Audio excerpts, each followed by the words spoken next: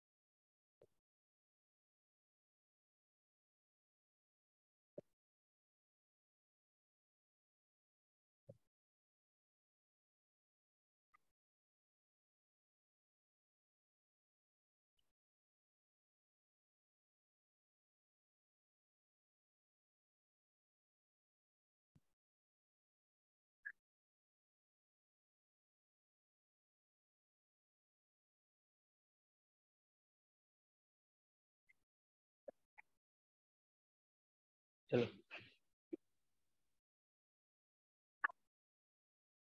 चलो नोट्स निकाल लो, हेडिंग डालो अगला, इमोशनल इंटेलिजेंस।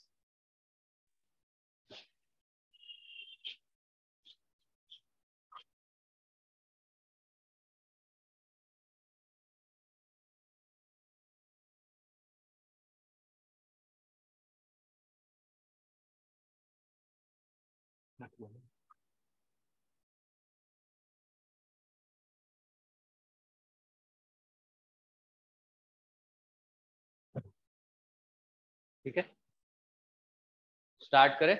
अब तक हमने कुछ 3-4 टॉपिक कवर कर लिए हैं हमारे सिलेबस के। सबसे पहला है एथिक्स एंड ह्यूमन इंटरफेरेंस। उसके अलग अलग टॉपिक्स हैं। कौन से है? Essence of ethics, determinants of ethics और consequences of ethics, dimensions of ethics, है ना, एप्लीकेशंस, अप्लाइड एथिक्स वगैरह, उसमें सब सारी चीजें, नॉर्मेटिव एथिक्स, सब चीजें हमने देखी है। उसके बाद ethics in public and private relationship, ठीक है, और आगे ethics in international relation, human values, है ना, और फिर अलग अलग social reformers, leaders and political influencers की लाइफ से कौन सी वैल्यूज हम लोग लर्न कर सकते हैं, एंड बेसिक इंस्टीट्यूशन जहां से हमें वैल्यूज लर्न एक्वायर करते हैं, वो 3 थे। कौन से? पहली family, educational institution and society, वहां से सब हमने पढ़ा था। उसके बाद सेकेंड टॉपिक था हमारा एटीट्यूड। एटीट्यूड में types of attitude, structure of attitude, ठीक है, सारा कैसे एटीट्यूड फॉर्मेशन कैसे होता है, उन सब चीजों के बारे में हमने पढ़ा था। अगला टॉपिक था हमारा aptitude and foundational values for civil services. उसमें एप्टीट्यूड क्या होता है, एप्टीट्यूड के बारे में, एप्टीट्यूड के टाइप्स क्या होते हैं, उसकी डेफिनेशन क्या होती है, ये सारी चीजें हमने देखी। उसके बाद foundational values for civil services, history of civil services हमने पढ़ी। सिविल सर्विसेज हमारे इंडिया के अंदर कैसे कैसे डेवलप होते गए, उसके बारे में हमने पढ़ा था। उसके बाद हमने देखा कि कौन सी बेसिकली वैल्यूज है जो हम सिविल सर्विसेज से फाउंडेशन में, हमें फाउंडेशन बिल्डअप करने में हमारी हेल्प करती है। ठीक है, नंबर ऑफ वैल्यूज हमने देखे थे उसमें कुछ इंपॉर्टेंट 3-4 वैल्यूज। फॉर एग्जांपल सबसे इंपॉर्टेंट कौन सी थी? Integrity, then impartiality, non partisanship, then पढ़ा नहीं क्या? बाद में आपने पढ़ा नहीं वो वैल्यूज कौन सी थी? ये याद होना चाहिए सारी वैल्यूज, क्योंकि आज जब केस स्टडीज में लिखते हो ना, या फिर आंसर में लिखते हो, तो ये सब वैल्यू आपको पता होनी चाहिए, तभी तो कुछ लिख पाओगे उसके बारे में। Compassion, empathy, sympathy, compassion and tolerance, और ऑब्जेक्टिविटी, ट्रांसपेरेंसी, और नॉलन कमेटी की 6 रिकमेंडेशन थी, 6 वैल्यूज उसमें बताई गई थी। वो कौन सी थी? सेल्फलेसनेस, इंटीग्रिटी, और चलो नोट्स में देख के बताओ कौन सी थी। ये सब याद होना चाहिए आपको, है ना। और जब क्लास को आते हो तो उससे पहले पिछला वाला एक रीडिंग करके आया करो। पिछला, चलो ऐसी बात नहीं है, जब आप एग्जाम अभी तो नहीं देने वाले हो ना, आप जब भी एग्जाम दोगे उसको टाइम होगा, तो एथिक्स एक ऐसा सब्जेक्ट है, आपको हमेशा उसको पढ़ते रहना चाहिए, ठीक है, और उसका एप्लीकेशन अपनी लाइफ में आप जहाँ कहीं भी कर पाओ, वहां पे करते रहना चाहिए, क्योंकि उससे बहुत हेल्प होती है आपको सब्जेक्ट को अंडरस्टैंड करने में और उसको कॉम्प्रिहेंड करने में, ठीक है ना। तो क्या था नोलन कमेटी की 6 रिकमेंडेशन, कौन सी थी? एडमिनिस्ट्रेशन के लिए फाउंडेशनल वैल्यू 6 वैल्यू बताई थी। सबसे पहली कौन सी थी? सेल्फलेसनेस। सेल्फलेसनेस का मतलब पता है सबको, ठीक है। अगली इंटीग्रिटी, ठीक है। ऑब्जेक्टिविटी, देन अकाउंटेबिलिटी, है ना। और 4 हो गई, 7 थी टोटल, 6 या 7 थी। देन ऑनेस्टी, लीडरशिप, हो गया, 6 हो गई ना, एक शायद रह गई मुझे से। टॉलरेंस या फिर एम्पैथी समथिंग कुछ होगी, या फिर कंपैशन, कंपैशन होगी, ठीक है। तो ये सारी नोलन कमेटी की 6 रिकमेंडेशन थी जो एडमिनिस्ट्रेशन के अंदर बेसिकली वैल्यूज की रिक्वायरमेंट होती है, वो अकॉर्डिंगली थी। वो सारी हमने पिछली क्लास में डिस्कस कर ली थी, ठीक है। उसके बाद हमने कुछ देखा था और कुछ डिस्कस किया था नहीं, ठीक है ना। फिर कंक्लूड कर दिया था हमने ह्यूमन वैल्यूज को, ठीक है। उसके बाद हमारा अगला सिलेबस में टॉपिक आता है इमोशनल इंटेलिजेंस, ठीक है। आप में से किसी ने ह्यूमन इवोल्यूशन के बारे में पढ़ा है? ह्यूमन इवोल्यूशन एक आइडिया है ना।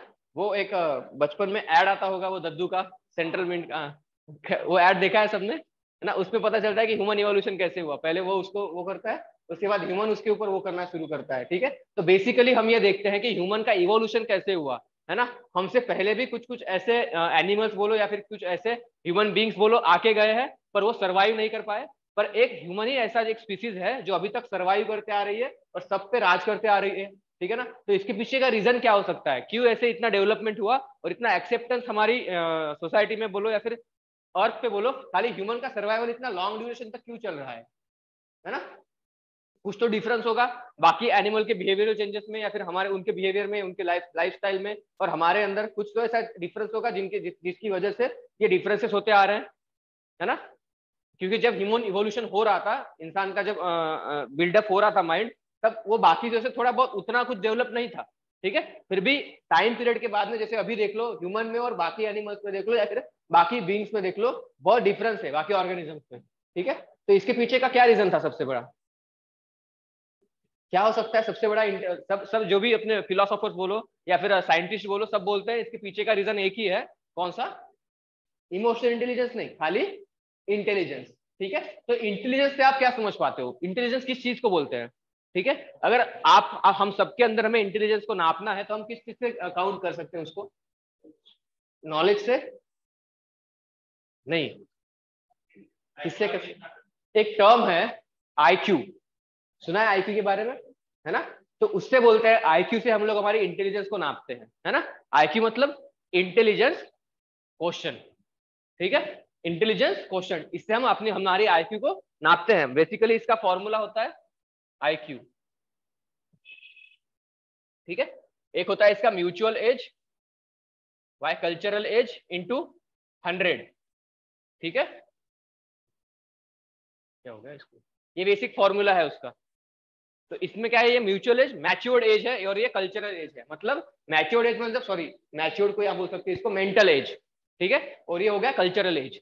तो इसमें मेंटल एज मतलब आप मेंटली कितना वर्क कर सकते हो, आपका मेंटल, आपका जो माइंड है वो कितनी चीजों को कॉम्प्रिहेंड कर सकता है। अब कॉम्प्रिहेंशन ये अपने आप में एक अलग एस्पेक्ट है। कॉम्प्रिहेंशन मतलब जब किसी चीज को हम लोग समझने की कोशिश करते हैं तो उसके अलग अलग एस्पेक्ट को हम कितनी तरीके से उसको समझ पाते हैं, ठीक है ना। जब हम फॉर एग्जाम्पल अगर हम किसी चीज को रीड कर रहे हैं तो रीड करते वक्त कौन सी चीजें हमारे माइंड में कितने उसको एक्सेप्टेंस हो रहा है। जैसे हमारे सिविल सर्विसेज में एग्जाम होती है ना, सीसैट, सीसैट में पोर्शन का है कॉम्प्रिहेंशन का। तो बेसिकली जब वो कॉम्प्रिहेंशन के पैसेज आप लोगों को देते हैं तो वो क्या चेक करना चाहते हैं आपको, आपका क्या चेक करना चाहते हैं वो लोग? किसी चीज को कॉम्प्रिहेंड करने की आदत, मतलब आप किसी चीज को कितना समझ पाते हो, एक बार रीड करने के बाद आप उसको कितना अंडरस्टूड कर पाते हो। एक खाली अंडरस्टूड नहीं करना होता है, उसके अलग अलग एस्पेक्ट को समझना होता है, उसको बोलते हैं कॉम्प्रिहेंशन। तो कॉम्प्रिहेंशन का कनेक्शन आपकी मेंटल एबिलिटी से होता है, ठीक है ना। तो उसी का कनेक्शन फिर आगे मेंटल एबिलिटी के अलग कुछ अलग प्रॉब्लम होते हैं उसके अंदर, ठीक है। तो ये है हमारा मेंटल एज, ठीक है। और दूसरा है कल्चरल एज, मतलब बाय बॉडी हम लोग कितनी ग्रोथ कर पा रहे हैं, ठीक है। और उसको परसेंटेज के इसमें कैलकुलेट करने के लिए इसको डिवाइड मल्टीप्लाई हमने 100 कर दिया है, ठीक है। तो इससे हम किसी ह्यूमन बीइंग का इंटेलिजेंस काउंट कर सकते हैं, ठीक है। पहली बात हो गई, ये हो गई इंटेलिजेंस। और हर पर्सन का, हर ह्यूमन बीइंग का इंटेलिजेंस सेम नहीं होता, है ना। सबका इंटेलिजेंस अलग अलग होता है। तो वो ऐसी कौन सी चीज है, जैसे फॉर एग्जाम्पल अभी सबसे शार्पेस्ट ह्यूमन बीइंग को ले लो और हमारे प्राइम मिनिस्टर नरेंद्र मोदी को ले लो, ठीक है ना। हम ये बोल सकते हैं कि उनका आईक्यू बाकी लोगों से शायद हो सकता है कम होगा, पर फिर भी इतने बड़े कंट्री का वो लीडर बन के इमर्ज हुए हैं, ठीक है। तो उसके पीछे क्या रीजन हो सकता है, ठीक है, उसके पीछे का रीजन है इमोशनल इंटेलिजेंस, ठीक है। तो ह्यूमन बीइंग के अंदर ये जो क्वालिटी है इमोशनल इंटेलिजेंस की, सब कहते हैं कि इसी चीज की वजह से ह्यूमन बीइंग इतनी देर टाइम तक सर्वाइव कर रहा है, और उसी चीज का यूज करके ह्यूमन बीइंग ने बाकी जितने भी ऑर्गेनिजम्स है उनके कंपेरिजन में बहुत ज्यादा डेवलपमेंट की है। स्टार्टिंग में सबने अलग अलग कंसेप्ट दी, एरिस्टोटल ने दिया कि human being is a social animal, है ना, मतलब man is a social animal. बहुत लोगों ने अपनी अलग अलग कंसेप्ट दी, पर सारी कंसेप्ट को खारिज कर दिया गया, ठीक है। और बात रही खाली इंटेलिजेंस की, तो इंटेलिजेंस तो बाकी और एनिमल्स में भी होती है। जैसे फॉर एग्जाम्पल एप है, मंकीज है ना, बहुत सी ऐसी बाकी एनिमल्स है उनके अंदर भी इंटेलिजेंस पाई जाती है। पर बाकी के कंपेरिजन में ह्यूमन एक ऐसा बोल सकते हैं ऑर्गेनिज्म है जो बाकियों से बहुत ज्यादा उससे डेवलपमेंट कर ली, ठीक है। टाइम के साथ साथ अपना माइंड डेवलप भी होते गया और कॉम्प्लेक्स भी बनते गया। पहले हमारा ह्यूमन माइंड बहुत बड़ा होता था एज अ शेप के अंदर, फिर हमारा थोड़ा हमारी जो इवोल्यूशन जैसे होती गई तो माइंड का शेप कम होते गया, चलिए छोटा बनते गया, और वैसे ही कॉम्प्लेक्स बनते गया, वैसे ही हमारी थिंकिंग प्रोसेस भी वैसे ही डेवलप होती गई, ठीक है। ह्यूमन ने एनवायरमेंट के साथ में और आने वाली कंडीशंस के साथ में खुद को एडॉप्ट किया, चेंज किया, और जैसे ही माहौल ढलता गया वैसे खुद को चेंज करते गया वो, इसीलिए वो इतना टाइम तक सर्वाइव करता है। और ऐसे अभी लॉजिक कहते हैं, कोई कहता है कि आईक्यू था, मतलब इंटेलिजेंस था, कोई कहते हैं कि पीक्यू था, उसको बोलते हैं, कोई बोलते हैं कि कल्चरल चेंजेस की वजह से ह्यूमन ने कल्चरल चेंजेस को बहुत अच्छे से एडॉप्ट किया, कोई बोलता है कि स्पिरिचुअल चेंजेस की वजह से, ठीक है। सबका एक अलग अलग अंदाजा है, पर मोस्टली एक्सेप्टेड कंसेप्ट फिलहाल ये है इमोशनल इंटेलिजेंस। इसका जो इमोशनल इंटेलिजेंस का सबसे पहले किसने दिया था पता है? डैनियल गोलमैन करके एक फिलोसोफर है, उन्होंने दिया था। बेसिकली ये साइंस फील्ड से थे, पर इन्होंने जब ये कंसेप्ट दिया तो जितने भी फिलोसॉफिकल वाले थे उनसे जलने लग गए थे सब, क्योंकि ये जो अपने आप में ये बहुत बड़ा कंसेप्ट था, और इस कंसेप्ट की वजह से ह्यूमन में इवोल्यूशन में जितनी भी चेंजेस होती गई, इसको एक एक्सेप्टेंस इस थ्योरी के अंदर हमें मिलती गई। जो डार्विन की थ्योरी है, कौन सी थ्योरी? डार्विन की सर्वाइवल ऑफ द फिटेस्ट, है ना, जो सबसे स्ट्रांग रहेगा वो सर्वाइवल करेगा। तो वैसे देखा जाए तो ह्यूमन से स्ट्रांग तो बहुत से एनिमल्स हैं, फॉर एग्जाम्पल एलिफेंट है, टाइगर है ना, फिर भी वो सबके ऊपर, मतलब जैसे ह्यूमन सबके इवोल्यूशन के ऊपर वो कर रहा है, कंट्रोल कर रहा है, वैसे तो वो नहीं करते हैं, ठीक है। तो इसके पीछे का लॉजिक क्या है? जब इंटेलिजेंस के साथ साथ इमोशनल चीजों को आप कंट्रोल करना सीख जाते हो, उसी की वजह से ह्यूमन का सर्वाइवल सबसे अपर मोस्ट दिखता है हमें, ठीक है ना। इमोशनल इंटेलिजेंस मतलब खुद की इमोशन से हमारा कंट्रोल होना, और जो सामने वाला पर्सन है, सामने वाला एलिमेंट्स है, उनकी फीलिंग को समझ के, उनके इमोशनल चीजों को कनेक्ट करके उनसे जो भी काम करवाना है वो करवा के लेना, ठीक है ना। उसको बेसिकली बोलते हैं हम लोग इमोशनल इंटेलिजेंस। समझ में आ रहा है? तो बेसिक जो कंसेप्ट का जो एक इंट्रोडक्शन होता है टॉपिक का, वो आपको समझ में आया, अंडरस्टूड आया इस कंसेप्ट के पीछे का लॉजिक क्या है? तो चलो फिर अभी स्टार्ट करते हैं हम लोग emotional intelligence.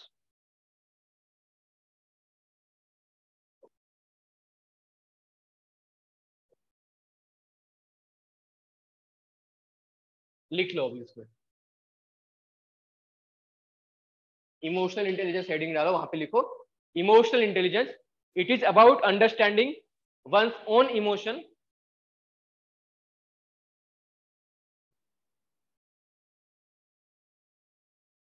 It is about understanding one's own emotion parallelly knowing and understanding others emotion, understanding one's own emotion parallelly knowing and understanding other emotions,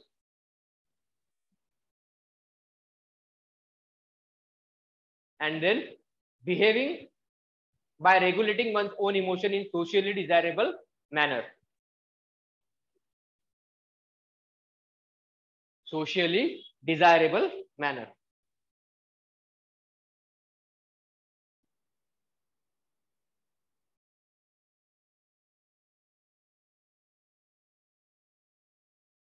ठीक है,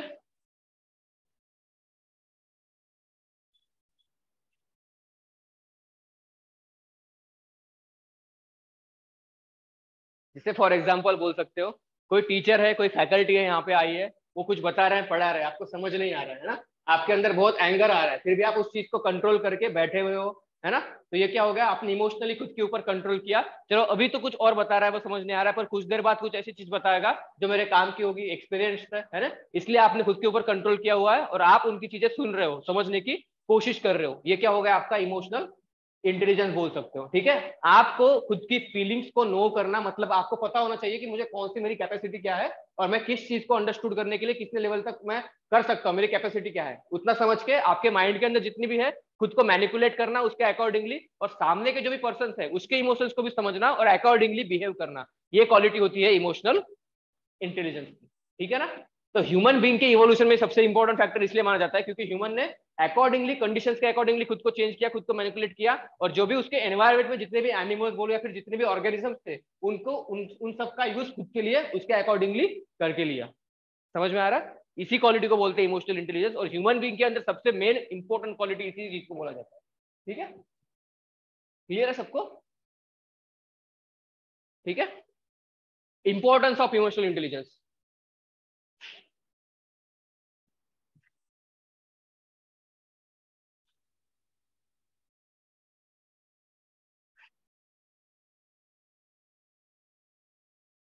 सबसे पहले लिखना, emotional intelligence aims to manage emotions, not to control or suppress them. Emotional intelligence aims to manage emotions, not to control or suppress them.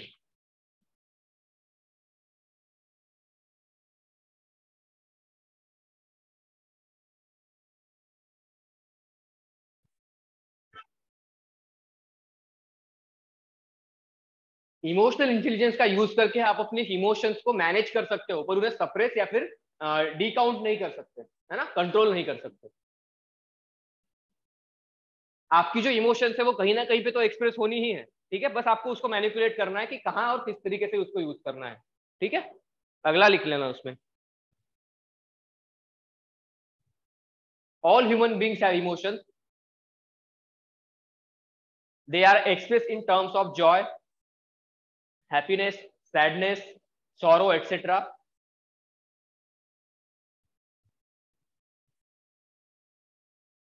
Some people are highly emotional due to which they become reactionary. ठीक है,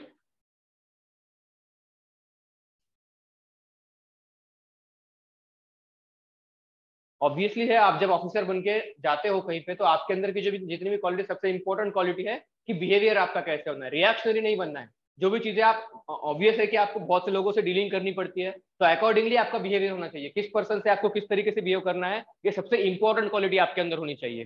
ठीक है ना, तो इसका importance बहुत ज्यादा है सिविल सर्विसेज के वैल्यूज में।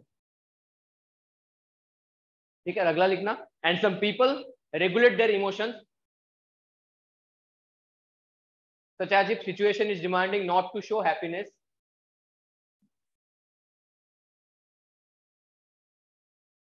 हाँ, क्या बोला, रिपीट करो, ठीक है।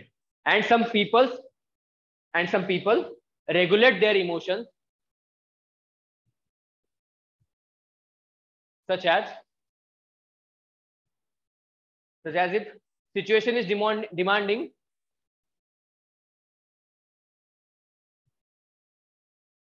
such as if situation is demanding not to show happiness, even if someone is feeling happy,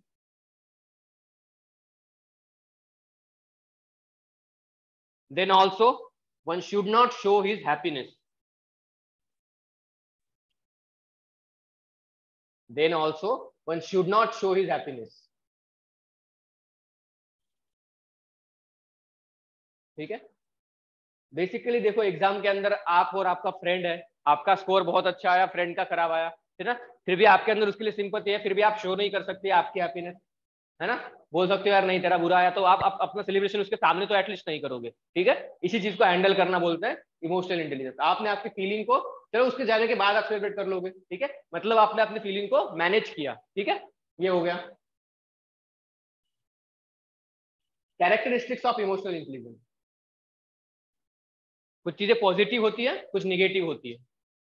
ठीक है, पॉजिटिव मतलब जब आप इमोशनल इंटेलिजेंस का एक हाई लेवल पे उसका यूज करते हो, पॉजिटिविटी। निगेटिविटी मतलब उसका बहुत कम यूज करते हो, उसको बोलते हैं निगेटिविटी। पॉजिटिव कैरेक्टरिस्टिक्स कौन से हैं, नेगेटिव कैरेक्टरिस्टिक्स कौन से आगे देखने वाले हैं हम लोग। ठीक है।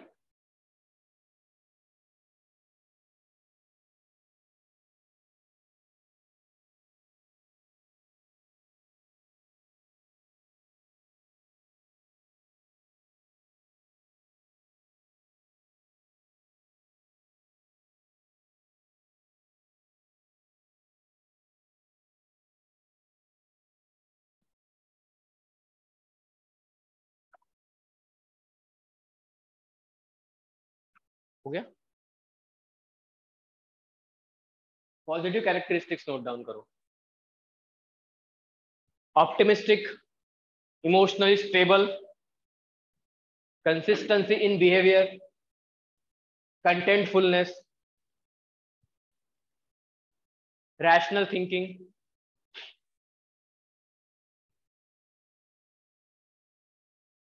empathetic, compassionate,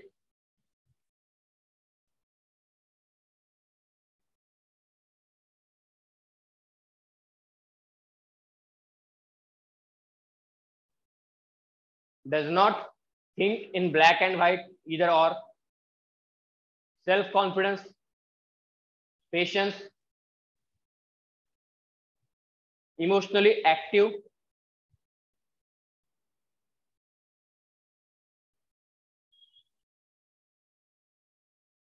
insight about things and object, that is knowledge about right and wrong things,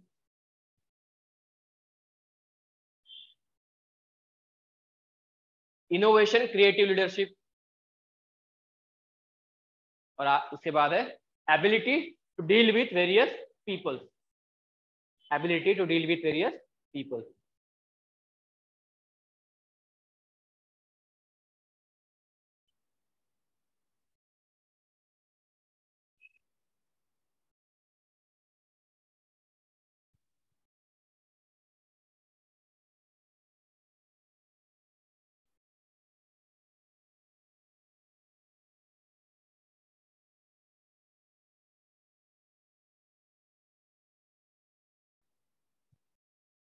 Ability to deal with various people.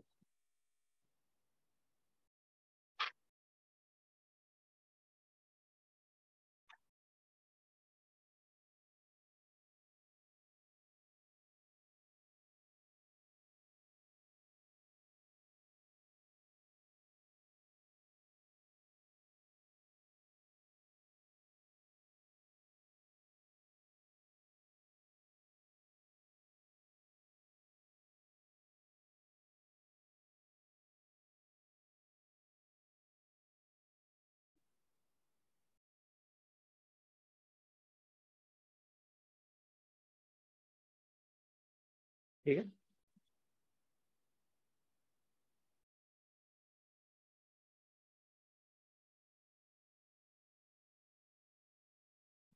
ठीक है, देखो पहली क्वालिटी कौन सी है, पहली कैरेक्टरिस्टिक पॉजिटिविटी की, ऑप्टिमिस्टिक। ठीक है, इमोशनली जब आप स्टेबल हो किसी भी चीज के लिए, तो किसी भी चीज को करने के लिए आपके अंदर पॉजिटिविटी होती है ना। किसी चीज को जब करने का किसी ठान लेते हो तो उसके अंदर फिर उस चीज के बारे में ऑप्टिमिज्म होता है कि नहीं मुझे ये करनी है, पॉजिटिव वाइब्स आती है आपके अंदर उस चीज को करने की। ठीक है, अगला है इमोशनली स्टेबल। ठीक है, जब आपके अंदर ये क्वालिटी होती है तो आपके अंदर कुछ भी हो, आपके लाइफ में कुछ भी चल रहा होता है, उसके आपके अंदर इमोशनली स्टेबिलिटी होती है। जैसे फॉर एग्जाम्पल मॉर्निंग में उठते हो और आज आपका यूपीएससी मेंस की एग्जाम है। ठीक है, रोड के अंदर आपके साथ कुछ एक्सीडेंट हो गया, मेजर एक्सीडेंट है, आपका खून भी जा रहा है। ठीक है, उतना नहीं जा रहा है, माइन्यूटली जा रहा है, फिर भी आपका माइंड जो है वो स्टेबल होता है इमोशनली कि नहीं मेरा आज एग्जाम है, मुझे कुछ भी करके उस एग्जाम तक पहुंचना है, क्योंकि उस स्टेज तक पहुंचने के लिए मैंने बहुत ज्यादा मेहनत की हुई है। ठीक है, आपका आपको मतलब फिजिकली आप डैमेज हो कहीं ना कहीं, फिर भी आपको उसकी होश नहीं रहती, फिर भी आप जाके एग्जाम देते हो। ये हो गया इमोशनली आप स्टेबल हो फिजिकल डैमेजेस के बाद में भी। ठीक है, तो ये एक पॉजिटिव बात है उसके अंदर। फिर है कंसिस्टेंसी इन बिहेवियर। देखिए आपने कभी काफी लोगों का एक्सपीरियंस किया होगा कि उनके बिहेवियर में कंसिस्टेंसी नहीं रहती, सुबह को कुछ और कहते हैं, शाम को कुछ और बोलते हैं, 2-3 दिन बाद उनका बिहेवियर बदल जाता है। आज बोलेंगे यूपीएससी करनी है, ठीक है, 2-3 दिन बाद बोलेंगे कि नहीं मुझे कंबाइन का एग्जाम देना है, मतलब छोटी मोटी एग्जाम की प्रिपरेशन करूंगा। ठीक है, वो क्यों होता है बेसिकली, क्योंकि उनके अंदर थॉट प्रोसेस की क्लैरिटी नहीं होती कि मुझे क्या करना है जो भी है। और इमोशनली वो लोग बायस नहीं होते, रैशनल नहीं होते। जब आपके अंदर इमोशनली आप स्टेबल होते हो तो आपके माइंड के अंदर चीजें स्टेबल वेल एस्टेब्लिश्ड होती है कि मुझे क्या करना है, आपका टारगेट जो है वो कंफर्म होता है। है ना, मुझे बाय मतलब 5 महीने बाद मुझे यहाँ तक पहुंचना है, 1 साल बाद मैं यहाँ तक रहूंगा। आपकी जो भी टारगेट फोकस्ड आप उस अकॉर्डिंगली आप चीजों को प्रेजेंट सिचुएशंस को प्लान करते हो, ठीक है। तो ये एक क्वालिटी होती है कि कंसिस्टेंसी होती है आपके बिहेवियर के अंदर, जब आपके अंदर इमोशनल इंटेलिजेंस प्रेजेंट होती है या फिर जब आप इमोशनल इंटेलिजेंस का यूज करते हो। काफी बिहेवियर जो है अपना वो स्टेबल नहीं आता, मतलब बिहेवियर हमारा वो नेचुरल होता है हमेशा, और वो किससे इंस्पायर्ड होता है, हमारी थिंकिंग या फिर हमारी थॉट प्रोसेस से। तो हमारी थॉट प्रोसेस बेसिकली जब हमारे कंट्रोल में होगी तभी उसका इम्पैक्ट हमारे बिहेवियर में भी दिखता है, ठीक है। उसके बाद है कंटेंटफुल। कंटेंटफुल मतलब अगर किसी चीज का आप एक मिनट, अगर आप किसी चीज को क्या बोलते हैं उसको समझने की कोशिश कर रहे हो, तो आप या फिर अगर आपको किसी चीज को अंडरस्टैंड नहीं कर पा रहे हो, तो आप उसके पहले कंटेंट पे ध्यान देते हो, मतलब क्या चीज है उसके अंदर जो समझने के लिए उसकी रिक्वायरमेंट है। जैसे कोई चीज बन रही है, तो बनने के अंदर उसके आप जब इमोशनली स्टेबल होते हो तो आप देखते हो कि उसकी प्रोसेस की जो बेसिक कंपोनेंट कौन से हैं, उसको पहले समझने की कोशिश करते हो, ना कि मतलब वो चीज कैसे बनी सीधा उसको लेके जो भी करना है वो कर लिया, ठीक है। पर उसकी जो बेसिक मैन्युफैक्चरिंग प्रोसेस है या फिर एक जो थॉट प्रोसेस डेवलपमेंट की प्रोसेस होती है, उसकी जो बेसिक कंपोनेंट होती है उस पर आप ध्यान देते हो, क्योंकि उसी से आपकी इमोशनल बॉन्डिंग या फिर इमोशनल क्लैरिटी वहीं से डेवलप होना शुरू होती है, ठीक है। अगला है empathetic, sorry rational thinking. Rational thinking मतलब आप बायस नहीं होते हो किसी चीज के लिए, ठीक है। इमोशनल इंटेलिजेंस होना मतलब किसी भी पर्सन के लिए बोलो या फिर किसी काम के बोलो, जो भी एस्पेक्ट्स होते हैं, पॉजिटिव एस्पेक्ट, नेगेटिव एस्पेक्ट, सारे एस्पेक्ट जानने के बाद आप डिसीजन लेना शुरू करते हो, ठीक है। इसी पर्सन को बोलते हैं इमोशनली स्टेबल होना। फॉर एग्जाम्पल आप सिविल सर्वेंट हो, ऑफिसर के अंदर आपके कोई कलीग्स है, कलीग बोलो या फिर आपके अंदर काम करने वाले कुछ 2-3 पर्सन है, ठीक है। वो मंथ के अंदर 3-4 बार तो लीव ले ही लेते हैं, ठीक है। तो आपको पता है या फिर आपको ये पता हो सकता है कि या तो ये मतलब काम ठीक से कर नहीं रहा है, ठीक है, या फिर ये हो सकता है कि नहीं सच में इसके घर में कुछ इशू चल रहा है, उसके अकॉर्डिंगली वो छुट्टी ले रहा है। तो ये समझने के लिए आपको उसकी पूरी सिचुएशन पहले समझनी पड़ेगी। सिचुएशन समझने के बाद में आप उसके अकॉर्डिंगली जजमेंट ले सकते हो उसके ऊपर, ठीक है। तो ये समझने के लिए आपको पहले रैशनल थिंकिंग होनी चाहिए, और रैशनल थिंकिंग कब आती है, जब आप इमोशनली स्टेबल होते हो तब। क्लियर है, समझ में आ रही है कैरेक्टरिस्टिक सारी, ठीक है। उसके बाद है कंपैशनेट।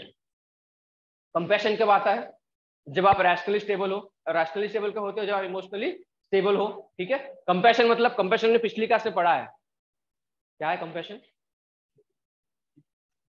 फीलिंग्स को अंडरस्टैंड करके फिर फीलिंग्स को अंडरस्टूड करना, मतलब उसको बोलते हैं एम्पैथी। और कंपैशन मतलब है ना, प्रॉब्लम सॉल्व करने की कोशिश भी करना, ठीक है। हम किसी की प्रॉब्लम सॉल्व करने की कोशिश कब कर सकते हैं, जब हम अपनी पहले की खुद की प्रॉब्लम सॉल्व रहे, हमारे माइंड में क्लियर रहे, हम अपनी प्रॉब्लम, अगर फिर भी अगर मैं किसी प्रॉब्लम में भी हूँ तो हमारी माइंड इस लेवल पे डेवलप होना चाहिए कि मैं अपनी प्रॉब्लम को साइड में रख के किसी और की प्रॉब्लम के बारे में सोच पाऊँ, ठीक है। वरना होता क्या है, बेसिकली हम खुद की प्रॉब्लम में ही उलझे रहते हैं और सामने वालों की जो भी इमोशंस है, सामने वालों की जितनी भी प्रॉब्लम्स है, उनको हम समझने की कोशिश ही नहीं करते, ठीक है। तो एक लीडर में ये क्वालिटी होना बहुत ज्यादा जरूरी है कि खुद की जो भी इमोशंस है वो तो पहले समझ के उसको अंडरस्टूड करके स्टेबल करो, फिर सामने वाले की जो भी इमोशंस है, उनकी जो भी प्रॉब्लम्स है, उनको समझ के अकॉर्डिंगली उसके हिसाब से यूज करना सीखो। जैसे मैंने बोला कि आपके ऑफिस में कोई लड़का है जो काम करता है, वो बहुत दिनों से छुट्टी पे जा रहा है, हफ्ते में 2-3 दिन की छुट्टी ले रहा है, पर एक बहुत इंपॉर्टेंट इवेंट आने वाला है, ठीक है। उसके लिए आपको मैन पावर की जरूरत है, तो आपको क्या करना पड़ेगा, उसके जो इमोशंस है वो क्यों ले रहा है छुट्टी, उसको पहले समझना पड़ेगा और अकॉर्डिंगली उसको उसके हिसाब से मैनिपुलेट करना पड़ेगा, क्योंकि इवेंट बहुत बड़ा है, मैन पावर की जरूरत है, आपको छुट्टी नहीं दे सकते उसको, तो आपको उस इवेंट की इंपॉर्टेंस उसे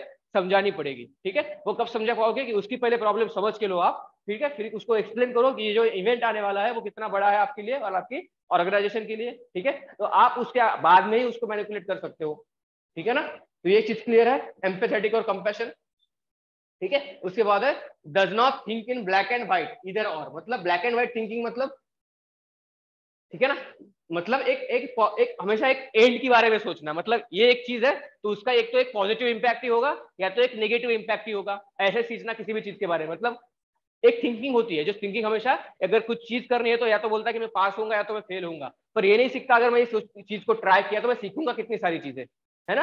एक ये भी अप्रोच होता है, मतलब आप हमेशा इस चीज के बारे में सोचते हो, किसी चीज को अगर करना है, ठीक है, तो उसके अलग अलग एक्सपेक्ट के बारे में आप सोचना शुरू करते हो, समझ में आ रहा है, ठीक है ना। अगर मैं किसी चीज को करने की कोशिश कर रहा हूँ, फॉर एग्जाम्पल मैं अपनी डीएम हूँ किसी डिस्ट्रिक्ट का, ठीक है, गवर्नमेंट ने मुझे किसी प्रोजेक्ट को इम्प्लीमेंटेशन करने के लिए बोला हुआ है, और जो गवर्नमेंट ने मुझे टाइम पीरियड दिया है, ठीक है, वो टाइम पीरियड बहुत कम है। जैसे फॉर एग्जांपल मुझे 1 महीने के अंदर बहुत ही बड़ा रोड कंस्ट्रक्शन करना है या फिर कोई प्रोग्राम इम्प्लीमेंटेशन करना है, किसी जैसे बेटी बचाओ बेटी पढ़ाओ प्रोग्राम है, तो उसके अंडर मुझे जितने भी लोग गांव के लोग हैं उनकी थिंकिंग चेंज करनी है, ठीक है। तो मैं ऐसे नहीं बोलूंगा, मतलब अगर मेरे अंदर इमोशनल इंटेलिजेंस रही तो मैं ऐसे नहीं बोलूंगा कि ये पॉसिबल नहीं है, ठीक है, या तो ये पॉसिबल है या तो ये पॉसिबल नहीं है। इस वे में मैं थिंकिंग नहीं करूंगा, मैं सोचूंगा कि मैं इसको किस तरीके से इंप्लीमेंटेशन कर सकता हूँ, ठीक है। अगर मैं 100% इसको इंप्लीमेंटेशन नहीं कर पाया तो मैं मैक्सिमम लेवल पे कुछ ऐसा कर दूं जैसे मतलब लोगों को अंडरस्टूड भी हो जाए कि बेटी को बचाना है, बेटी को पढ़ाना है, और बाकी जो भी काम है वो बाकी भी उसके अकॉर्डिंगली कंप्लीट हो जाए, ठीक है। तो मतलब खाली दो एस्पेक्ट में नहीं सोचते हुए अलग अलग एस्पेक्ट में, अलग अलग डायमेंशन में आप जब सोचते हो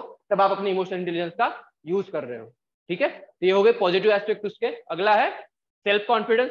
डेफिनेटली जब आपके अंदर इमोशनली आपके अंदर स्टेबिलिटी होती है तो आपका कॉन्फिडेंस भी आपके फेस पे दिखता है, ठीक है। और अगर आपके अंदर कोई क्लैरिटी ऑफ थॉट नहीं है, आप इमोशनली स्टेबल नहीं हो, तो कंफर्टेबली आप कॉन्फिडेंस फील नहीं करते हो, ठीक है। ये आपने खुद भी फील किया होगा, जब एग्जाम के लिए आपने ठीक से पढ़ा हुआ है, आपको पता है कि एग्जाम पेपर में इस टाइप के क्वेश्चन आने वाले हैं, तब आप इमोशनली स्टेबल फील करते हो, और एग्जाम के अंदर जो भी माइन्यूट मिस्टेक्स आप करने वाले होते हो वो आप नहीं करते। क्यों? क्योंकि आपने अपने खुद के माइंड को इमोशनली खुद के ऊपर कंट्रोल ला के रखा हुआ है, और उसकी जितनी भी टेस्ट प्रैक्टिस आपने की हुई है उस अकॉर्डिंगली उस एनवायरमेंट की उसमें आपने की हुई होती है, ठीक है। तो ये होती है आपके माइंड के साथ आपने की हुई मैनिपुलेशन, इसीलिए आपके अंदर उसके लिए कॉन्फिडेंस होता है। उसके बाद है पेशेंस, ठीक है। अब इमोशनल इंटेलिजेंस का पेशेंस के साथ क्या कनेक्शन हो सकता है?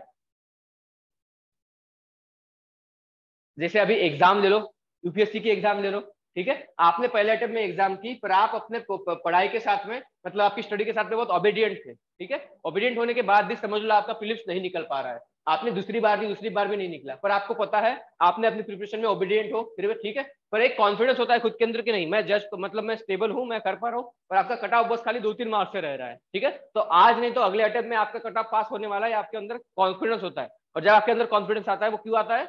क्योंकि आपकी थॉट प्रोसेस में आपको इस चीज के बारे में क्लैरिटी होती है, ठीक है। और उसी चीज से आपका फिर पेशेंस धीरे धीरे डेवलप होता है, ठीक है। क्योंकि आपको पता है कि मेरे एफर्ट्स राइट डायरेक्शन में है, उसका आउटपुट मुझे आज नहीं तो कल मिलने ही वाला है। उसी चीज की वजह से आपके जो पेशेंस है वो पेशेंस की क्वालिटी आपके अंदर डेवलप होती है, ठीक है।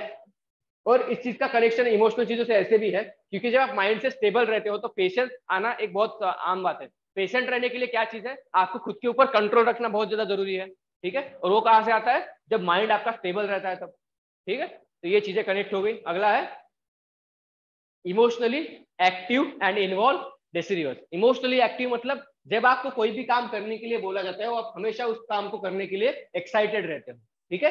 ये सब क्यों होता है? क्योंकि माइंड से आप कभी रिटार्ड नहीं फील करते, आप कभी थका हुआ नहीं फील करते। आपने कभी कभी देखा आपके पेरेंट्स होंगे, आपके फादर होंगे, ठीक है, आप वो कितना भी जॉब से आए होंगे, कुछ भी करके आए होंगे, फिर भी कोई अगर काम हो फिर भी वो करने के लिए एक्साइटेड रहते हैं। क्यों? क्योंकि उन्होंने उस चीज को खुद के अंदर इन्वॉल्व करके लिया हुआ है, अपने थॉट प्रोसेस को उसके अकॉर्डिंगली डेवलप कर चुके होते हैं वो लोग, ठीक है। और एक सिविल सर्वेंट के अंदर भी ये क्वालिटी होना बहुत ज्यादा इंपॉर्टेंट है, ठीक है। कौन सी? इमोशनली एक्टिव होना। और ये कब हो सकते हो? जब आप अपने इमोशंस को अच्छे से मैनिपुलेट कर पाओ, ठीक है। अगला है insight about things and object, that is knowledge about right and wrong. मतलब किसी चीज के कौन से एस्पेक्ट है, पॉजिटिव एस्पेक्ट कौन से है, नेगेटिव एस्पेक्ट कौन से है, ये जानने के बारे में आपको डिजायर्ड होती है, ठीक है। मतलब इनसाइट डालने की कोशिश करते हो, ठीक है। जहां कहीं भी जाते हो तो वहां की पॉजिटिव चीजों को आप एडवायर करते हो, और नेगेटिव चीजों को कैसे चेंज किया जा सकता है उसके बारे में आप कुछ ना कुछ थोड़ा बहुत ट्राई तो करते ही हो, ठीक है। वरना जब आप खुद की प्रॉब्लम से उलझ के रहोगे तो इन सब चीजों का हैंडल करने के बारे में आप सोच भी नहीं सकते, ठीक है ना। जब आप स्टेबल रहते हो माइंड के अंदर तभी तो जो भी नए नए एस्पेक्ट्स होते हैं किसी चीज के वो जानने के लिए आप इनसाइट डालना उसमें कोशिश करते हो, ठीक है ना। जैसे आप प्रिपरेशन कर रहे हो, प्रिपरेशन के अंदर आपका 2-3 सब्जेक्ट प्रिपेयर ही नहीं है, ठीक है। तो जब आपके 2-3 सब्जेक्ट प्रिपेयर ही नहीं है तो आप रिविजन कब करोगे, ठीक है ना। और बाकी सब्जेक्ट के साथ फिर पढ़ाई कब करोगे? जैसे पॉलिटी, हिस्ट्री, इकोनॉमिक्स आपकी कंप्लीट नहीं है तो आप एथिक्स कब पढ़ोगे, है ना। प्रायोरिटी तो आपके ये सब्जेक्ट होंगे, ठीक है।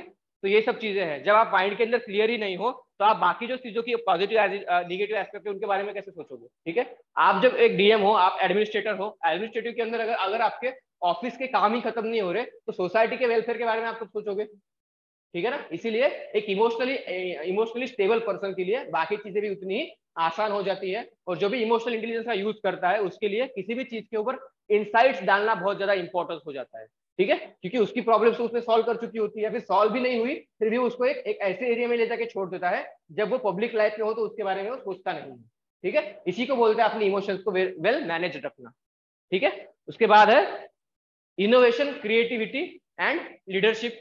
इनोवेशन कब आता है? किसी चीज को आप सोचने के लिए आप अपने माइंड को एम्पावर कब कर पाते हो? जब आप डिस्टर्ब नहीं होते हो किसी चीज की वजह से, ठीक है ना। आपका माइंड एक अच्छे पेज पे है, ठीक है ना। थिंकिंग कैपेबिलिटी, आपकी थिंकिंग कैपेबिलिटी कब डेवलप होगी, ठीक है। जैसे मैं बोल रहा हूँ, आप एथिक्स का सिलेबस समझ रहे हो, रोज पढ़ रहे हो, ठीक है, ठीक है, यहाँ तक तो ठीक है। पर उस चीज को यूटिलाइज करके उससे एक अच्छा आंसर लिख पाना, ये कब होगा, जब आपको सारी कंसेप्ट क्लियर होगी, उस सिलेबस को आपने 2-3 बार अच्छे से पढ़ा होगा, सारी जो भी वर्डिंग्स है सिलेबस की, वो सारी वर्डिंग्स का मीनिंग आपको अच्छे से पता होगा, ठीक है। तब जाके जब कोई क्वेश्चन उसके ऊपर आएगा तो आप उस क्वेश्चन को समझ पाओगे, और समझने के बाद उसके ऊपर कुछ ना कुछ लिख पाओगे, ठीक है। तो यही बोल रहा है, इनोवेशन कब आता है, जब आपके अंदर किसी चीज को समझने का कॉन्फिडेंस आता है, ठीक है। और वो कॉन्फिडेंस कब आता है, जब आप इमोशनली स्टेबल होते हो किसी चीज को पढ़ने के बारे में, ठीक है। वैसे ही जब आप पढ़ रहे हो किसी चीज को, पढ़ने के टाइम पे आपका जो इमोशन है, आपकी जो फीलिंग है, आपका जो माइंड है, वो स्टेबल रहना बहुत ज्यादा जरूरी है, ठीक है ना। तो ये सारी चीजें कब होगी, जब आप चीजों को मैनेज कर पाओगे, ठीक है। घर में कुछ हो गया, कुछ काम है, मम्मी ने काम बोल दिया, बाद में कर लो, या फिर अभी कर लो काम, फिर पढ़ाई कर लेना, ठीक है। जैसे भी है अपने इमोशंस को ठीक से मैनेज करना है आपको, ठीक है। तो ये क्वालिटी है। फिर है ability to deal with various people when you are administrator. जब आप एडमिनिस्ट्रेटर हो तो आपको दिन में अलग अलग वेराइटी ऑफ द पीपल से डील करना पड़ता है। कोई एमपी होता है, कोई एमएलए होता है, ठीक है। आप एमपी एमएलए से तो डील कर लोगे, पर उनके जो फॉलोअर्स होते हैं ना, उनसे डील नहीं कर पाओगे, उनसे बहुत ज्यादा प्रॉब्लम्स होती है, ठीक है। खास करके एक एडमिनिस्ट्रेटर को, क्योंकि वो बोलते हैं कि नहीं मुझे ये अभी के अभी चाहिए, कहाँ से लाके दोगे आप, ठीक है। तो उस टाइम पे आपका इमोशनल इंटेलिजेंस काम आता है कि आप उस पर्सन से या फिर उन फॉलोअर से किस तरीके से डील करोगे, ठीक है। क्योंकि नंबर ऑफ पीपल होते हैं, मतलब कुछ कुछ बहुत जिद्दी होते हैं, कुछ कुछ बहुत अकड़ू होते हैं, कुछ कुछ जल्दी समझ जाते हैं, कुछ कुछ बहुत ही मतलब सिंपल से लोग होते हैं। तो हर तरीके के लोगों को आपको डील करना है एडमिनिस्ट्रेशन के अंदर, और उन सबको डील करने के लिए आपके अंदर आपका खुद का इमोशन पे कंट्रोल होना। वरना कैसा है ना, घर में सुबह से आपको खाना नहीं मिला, आपकी वाइफ जो है प्रॉब्लम में है, वो जो भी प्रॉब्लम्स होगी, आपकी खुद की अलग प्रॉब्लम है, और आप जब ऑफिस में आते हो तो वहां पे वहां की अलग प्रॉब्लम है, ठीक है। तो वहां को डील करने के लिए पहले आपको जो भी प्रॉब्लम्स खुद की है उसको है तो मैनेज करना पड़ेगा, या फिर उसको साइड में रखना पड़ेगा, बाकी प्रॉब्लम्स को सॉल्व करना पड़ेगा, ठीक है। आप उनके ऊपर रिएक्ट नहीं कर सकते, मतलब पर्सनल लाइफ की वजह से आप प्राइवेट पब्लिक लाइफ में आप उसको ओवरकम नहीं कर सकते, ठीक है। तो ये कब आता है, आपका इमोशनल इंटेलिजेंस की वजह से ये क्वालिटीज आपके अंदर डेवलप होती है, ठीक है। तो ये है मतलब जब हमारा इमोशनल इंटेलिजेंस एक अच्छे पॉजिटिव लेवल पर डेवलप हो जाता है, तो उस चीज की वजह से हमारे जो पॉजिटिव कैरेक्टरिस्टिक्स हमारे सर्विसेज के अंदर कौन से डेवलप हो सकते हैं, ठीक है। अब देखते हैं नेगेटिव एस्पेक्ट कौन से हो सकते हैं। ये लिख लो। जब आप इमोशनली आप डेवलप नहीं होते हो, या फिर इमोशनली स्टेबल नहीं होते हो, तो कौन सी चीजें आपके अंदर होती है, ठीक है। पहला है पैसिमिस्टिक, ऑप्टिमिस्टिक था, ये पैसिमिस्टिक है। उसी के सारी चीजों के अपोजिट है ये, है ना। Pessimistic, emotionally unstable, inconsistency, inconsistency, discontentful, discontentful, फिर है stereotype, narrow minded, rigid, stereotype common narrow minded and rigid, ऐसे लिख लो। Stereotype common narrow minded and rigid.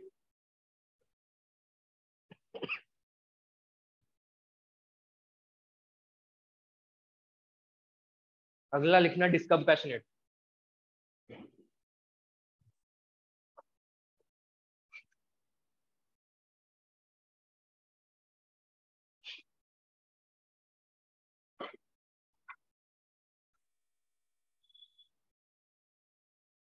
डिस्कम्पैशनेट,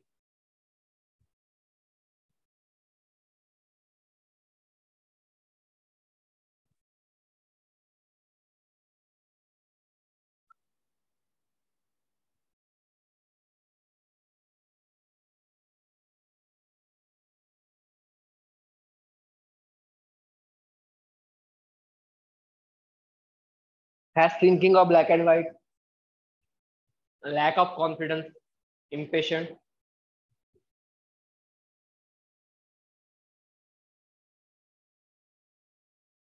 impatient,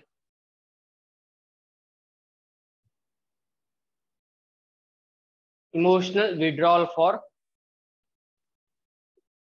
station depression, lack of clear site.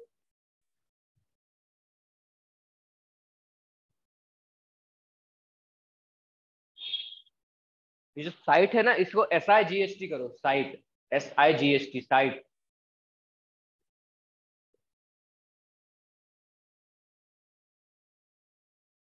Lack of creativeness, ये बोलो, lack of creativeness,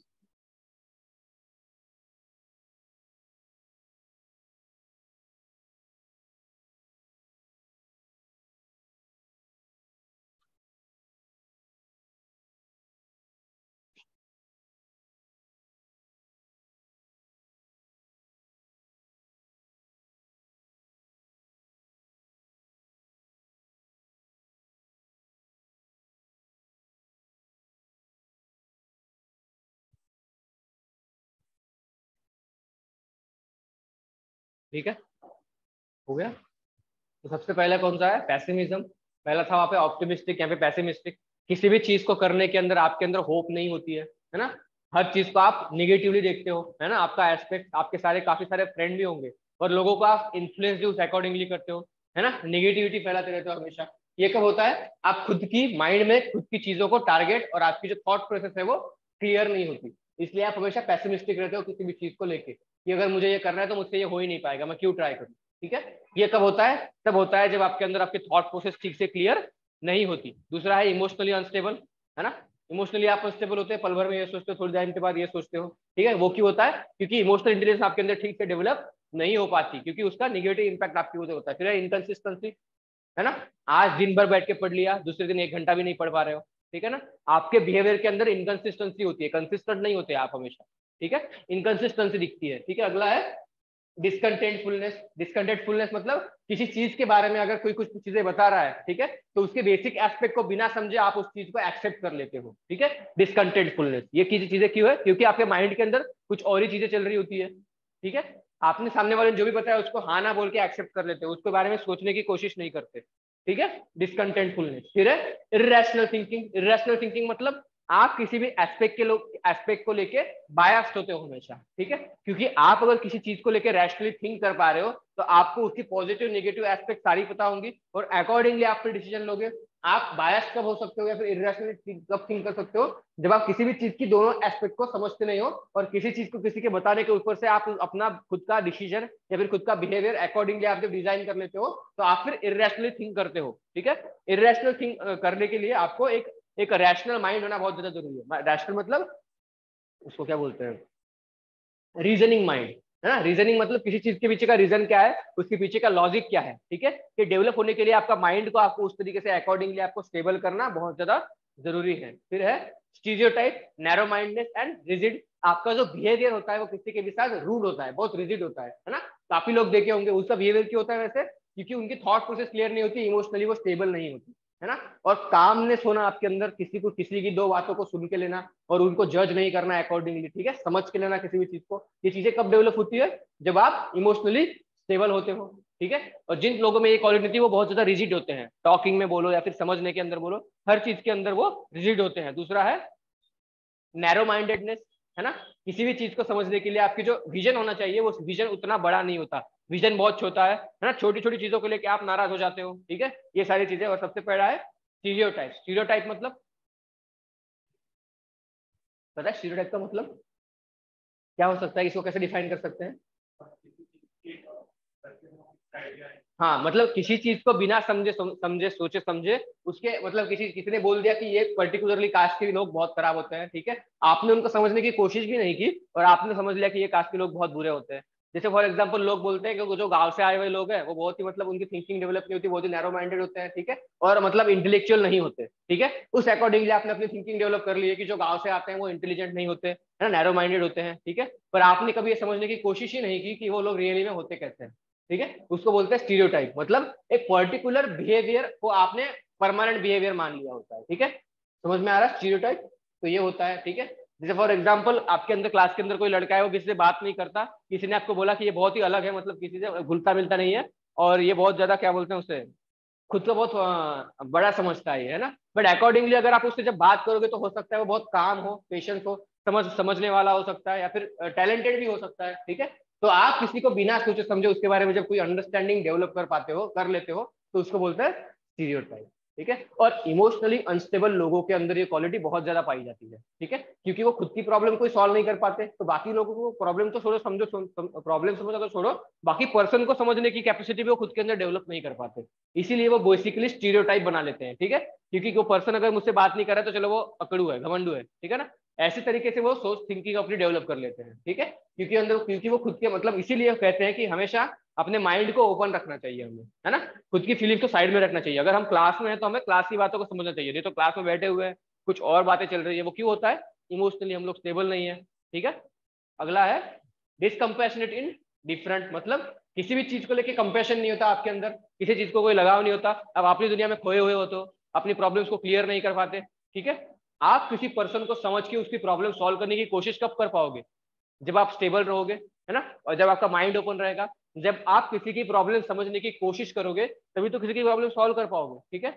और जो person emotionally stable नहीं होते वो खुद की प्रॉब्लम में इतने उलझे हुए होते हैं कि दूसरों की प्रॉब्लम को समझने की कोशिश ही नहीं करते, ठीक है, समझ में आ रहा है क्या, हाँ, ठीक है। अगला है has thinking of black and white, ठीक है, किसी भी चीज के है तो उसके पास दो ही एस्पेक्ट देखना, या तो मैं इसको कर पाऊंगा या तो नहीं कर पाऊंगा, ठीक है, कर पाऊंगा तो उसको बहुत जी जान से करना, नहीं कर पाता हूं तो छोड़ देना, ठीक है, इसको बोलते हैं thinking in the black and white, ठीक है, कुछ हो सकता है कुछ नहीं हो सकता है, ऐसी थिंकिंग में हमेशा रहते हैं लोग, नेगेटिव लोग, ठीक है। फिर है लैक ऑफ कॉन्फिडेंस, ऑब्वियस है कि कॉन्फिडेंस नहीं होगा, जब आप खुद की माइंड में किसी चीज को क्लियर नहीं कर पाओगे तो आपका कॉन्फिडेंस कहां से आएगा, ठीक है, ये है।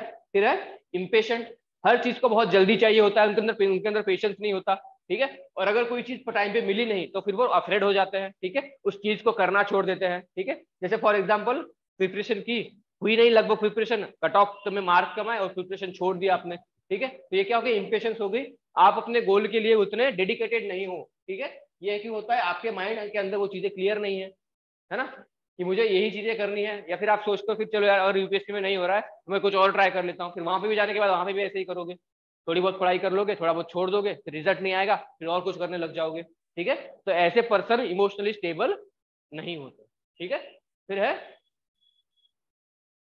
Emotional withdrawal for station depression, मतलब डिप्रेस्ड होते हैं बहुत ज्यादा लोग, इमोशनली स्टेबल ना होने की वजह से उनके अंदर डिप्रेशन बहुत ज्यादा आ सकता है, क्योंकि क्या होता है ऐसे लोग किसी से खुल के बातें नहीं करते, खुद की दुनिया में खोए रहते हैं, ठीक है, डिसीजन नहीं ले पाते कोई भी, ठीक है, आप अपनी प्रॉब्लम को सॉल्व कर पाओ कब कर पाते हो, बेसिकली जब आप किसी से उस प्रॉब्लम को शेयर कर पाते हो सकता है आप उसके बारे में उतना नहीं सोच पाओगे, या फिर कोई और आपको अगर कुछ समझ के बताते हो सकता है आपकी प्रॉब्लम सॉल्व हो जाए, ठीक है, पर आप खुल के बात ही नहीं करोगे, समझने की कोशिश नहीं करोगे, शेयरिंग की कोशिश नहीं करोगे, तो आप ये हो सकता है कि आप डिप्रेशन में भी जा सकते हो, ठीक है। फिर अगर आप इमोशनली स्टेबल नहीं हो तो उस डिप्रेशन से आप बाहर नहीं आ सकते, ठीक है, ये भी एक नेगेटिव एस्पेक्ट है उसका। फिर है lack of clear sight, sight मतलब विजन नहीं होना आपके अंदर किसी भी चीज को लेके, ठीक है, विजन होने के लिए क्या चाहिए आपको, सोचने की कैपेसिटी डेवलप होनी चाहिए, ठीक है, जब आप स्टेबल नहीं हो तो आप किसी के बारे में सोच नहीं सकते एक लॉन्ग टर्म के अंदर, ठीक है, किसी सिचुएशन के शॉर्ट टर्म के कॉन्सिक्वेंसेस सोचना बहुत आसान है, हर कोई कर सकता है, पर एक चीज जो है उसके लॉन्ग टर्म में क्या क्या कॉन्सिक्वेंसेस हो सकते हैं ये समझने के लिए आपका विजन उतना स्ट्रांग होना चाहिए, आपको सामने की चीजें समझनी आनी चाहिए, अगर कोई चीज है उसके विजन अलग अलग डायमेंशन में क्या हो सकते हैं, जैसे फॉर एग्जाम्पल जब पेट्रोल नया नया आया था तब लोगों ने बोला था कि ये तो एकदम नया नया आविष्कार है, मतलब चमत्कार है, बहुत अच्छा है, एक मिराकल जैसा है, क्योंकि ये बहुत बड़ा रिवोल्यूशन लेके आएगा व्हीकल्स के अंदर, ट्रांसपोर्टेशन के अंदर, ठीक है, पर जब पेट्रोल का हमने यूज किया, डीजल का हमने क्रूड ऑयल का यूज किया, तो आज देख लो एनवायरमेंट की कंडीशन क्या है, ठीक है ना। तो वैसे ही अभी क्या आ रहा है, अभी इलेक्ट्रॉनिक व्हीकल आ रहा है, ईवी आ रहा है, ठीक है, ऑटोमेटिक व्हीकल आ रहा है, ठीक है, तो जितने भी आ रहे हैं एस्पेक्ट, जितने भी आ रहे हैं, ठीक है, उसके बारे में एक लॉन्ग विजन लेके सोचना कि एक लॉन्ग टर्म के अंदर इसका इम्पैक्ट सोसाइटी पे क्या होने वाला है, पॉलिटिकल क्या होगा, सोसाइटिकल इम्पैक्ट क्या होगा, या फिर इकोनॉमी पर, हमारी इकोनॉमी में उसका क्या इम्पैक्ट हो सकता है, ये ब्रॉड एक विजन रखना एक इमोशनली स्टेबल पर्सन के लिए ही पॉसिबल हो सकता है, इमोशनली अनस्टेबल पर्सन के लिए लॉन्ग टर्म विजन के बारे में सोच पाना पॉसिबल नहीं होता है ना। फिर है लैक ऑफ क्रिएटिवनेस, वही बोला ना, इनोवेशन क्रिएटिवनेस कब आता है, जब आपके पास टाइम होगा, पर आपके पास टाइम कब होगा, जब आपकी प्रॉब्लम से और बाकियों की प्रॉब्लम से आप साइड में रख के कुछ और सोचने के लिए थोड़ा बहुत टाइम निकाल लोगे, ठीक है, तो क्रिएटिवनेस जब आता है जब आपके पास खुद के लिए टाइम होता है, और खुद के लिए टाइम तभी आता है जब आप इमोशनली स्टेबल होते हो, ठीक है, तो जो पर्सन इमोशनली स्टेबल नहीं है वो कभी क्रिएटिव होने की कोशिश ही नहीं करते, तो क्रिएटिव हो ही नहीं सकते, ठीक है, तो ये सारे निगेटिव एस्पेक्ट थी इमोशनल इंटेलिजेंस के बारे में। एक साइट हमारी शायद रह गई, ये लिख लो, इमोशनल इंटेलिजेंस डेवलप कैसे होता है और यूज कैसे कर सकते हो, अलग अलग स्टेप्स कौन से है उसके, ये लिख लो। सबसे पहला है knowledge about one own self, खुद के बारे में जानना बहुत जरूरी है, ठीक है। उसके बाद है knowledge and understanding about the others emotion, पहले मैंने खुद की इमोशंस को जानता हूं मैं, ठीक है, मेरी कैपेसिटी क्या है। फिर है अगले सामने वाले की इमोशंस को, है ना, knowledge and understanding about others emotion.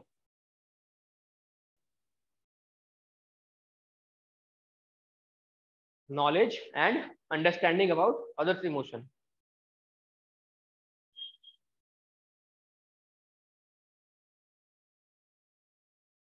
ठीक है। फिर है रेगुलेटिंग इमोशन, पहले तो खुद की इमोशंस पे कंट्रोल पाओ, खुद को समझो। फिर है सामने वालों की इमोशंस को समझ के उनको रेगुलेट करो अकॉर्डिंगली, खुद के अकॉर्डिंगली। ये क्वालिटीज एक एडमिनिस्ट्रेटर के अंदर, एक ऑफिसर के अंदर होना बहुत ज्यादा जरूरी है, ठीक है। और उसके बाद है behaving in socially desirable manner, है ना, according to the situation. Behaving in socially desirable manner according to the situation. ये अलग अलग स्टेप्स हैं, उनके अकॉर्डिंगली आप अपने इमोशनल इंटेलिजेंस को डेवलप कर सकते हो और उसको अलग अलग तरीके से यूज कर सकते हो।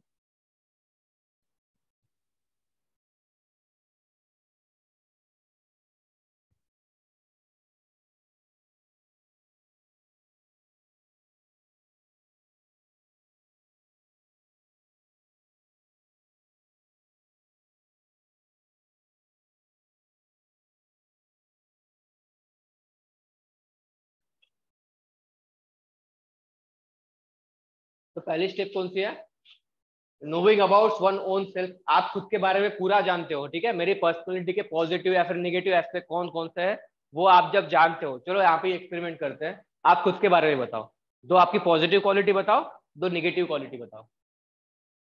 चलो शुरू करते हैं।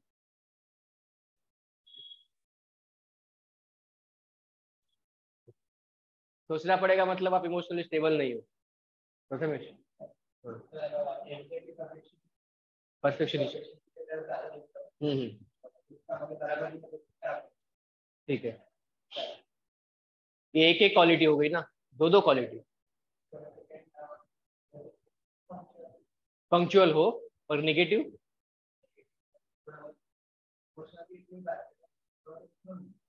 इमोशनल हो, ठीक है। तो इमोशनल हो तो ये तो आपकी पॉजिटिव हो सकती है, नेगेटिव कंट्रोल नहीं कर पाती इमोशंस पे, ठीक है। कुणाल,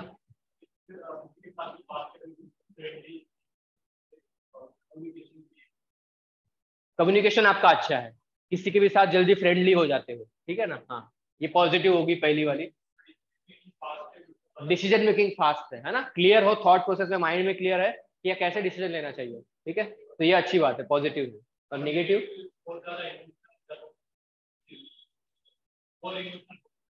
और इमोशनल हो, ठीक है, हाँ। एंगर मैनेजमेंट का इशू, ठीक है।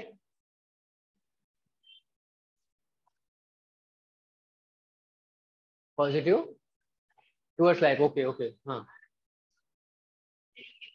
डेडिकेटेड हो, गुड। ओवर थिंकर, हाँ हाँ।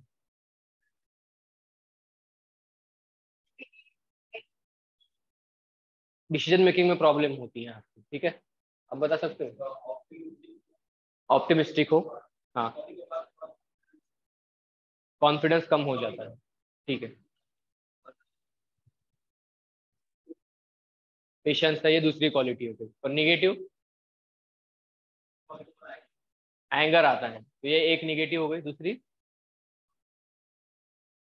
एक ही बताया ना निगेटिव, पेशेंस नहीं है, हाँ, तो ये पॉजिटिव। ऑप्टिमिस्टिक दो हो गई, निगेटिव एक तो एंगर आता है, दूसरी कॉन्फिडेंस कभी कभी कम होता है, ठीक है। तो ये नेगेटिव नहीं है ना, कॉन्फिडेंस कम होता है तो ठीक है, वो पॉसिबल, वो उसको तो आप पॉजिटिव कन्वर्ट कर सकते हो। निगेटिव है जो हर सिचुएशन में चेंज नहीं हो पाती ना, बहुत सी चीजें जो यहाँ पे हम लोग निगेटिव हो जाते हैं, फ्रेंडली नहीं हो पाते, ठीक है, ये निगेटिव है, ठीक है। अच्छा है, हाँ, कॉन्फिडेंस लेवल अच्छा है, गुड, अच्छी हो जाती है, ठीक है, हाँ, ठीक है। और निगेटिव और एक निगेटिव क्वालिटी, गुस्सा जल्दी आ जाता है। ये सबके सेम ही है क्या? चेंज करके बताओ। हाँ ठीक है, दूसरी बता। डेडिकेटेड हो, हाँ।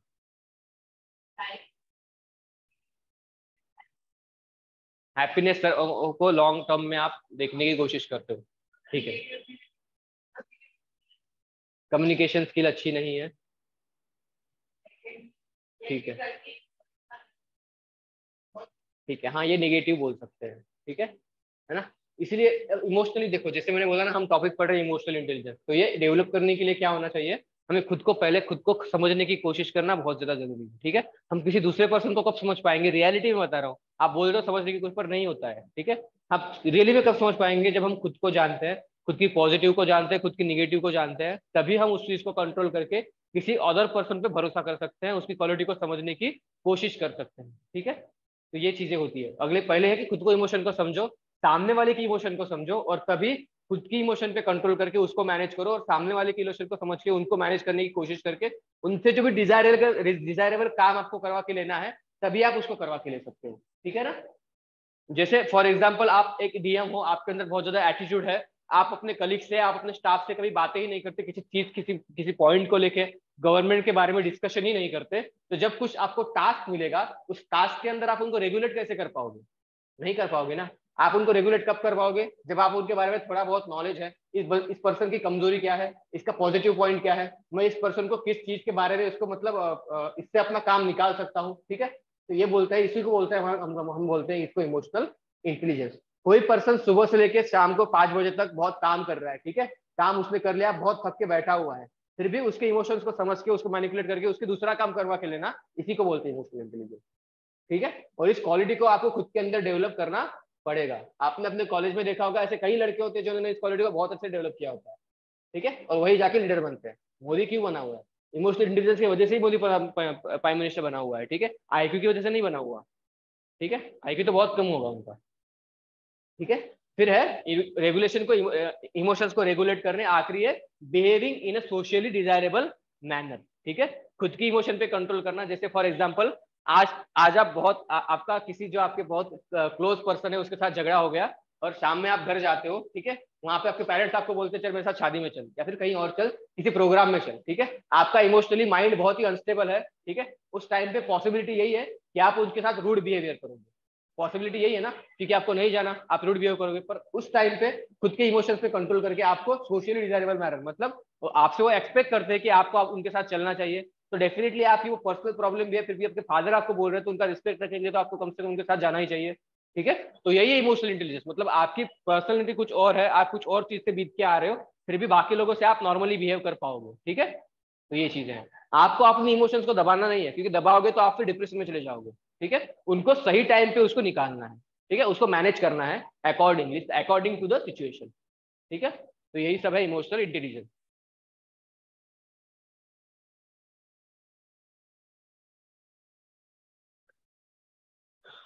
इनके बारे में लिख लो। Daniel Goleman, Daniel Goleman,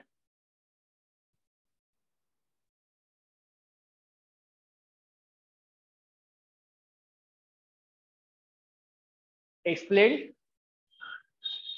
explain the model of emotional intelligence.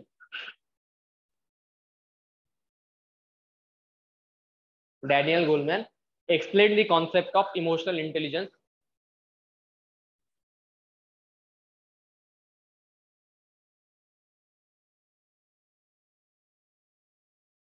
His model consists of 4 components.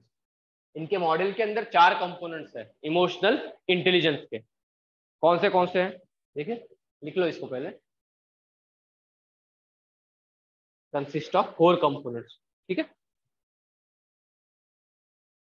Self awareness, self management, social awareness and social management.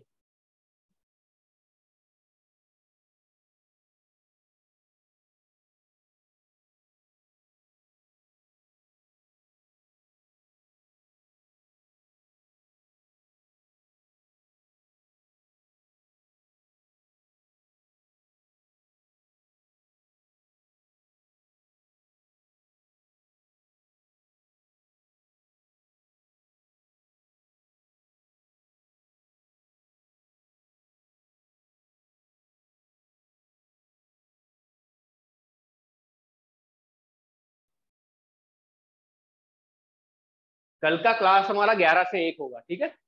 Online वालों के लिए भी कल का क्लास हमारा 11 से 1 होगा, ठीक है ना, मॉर्निंग में 11 से 1 PM।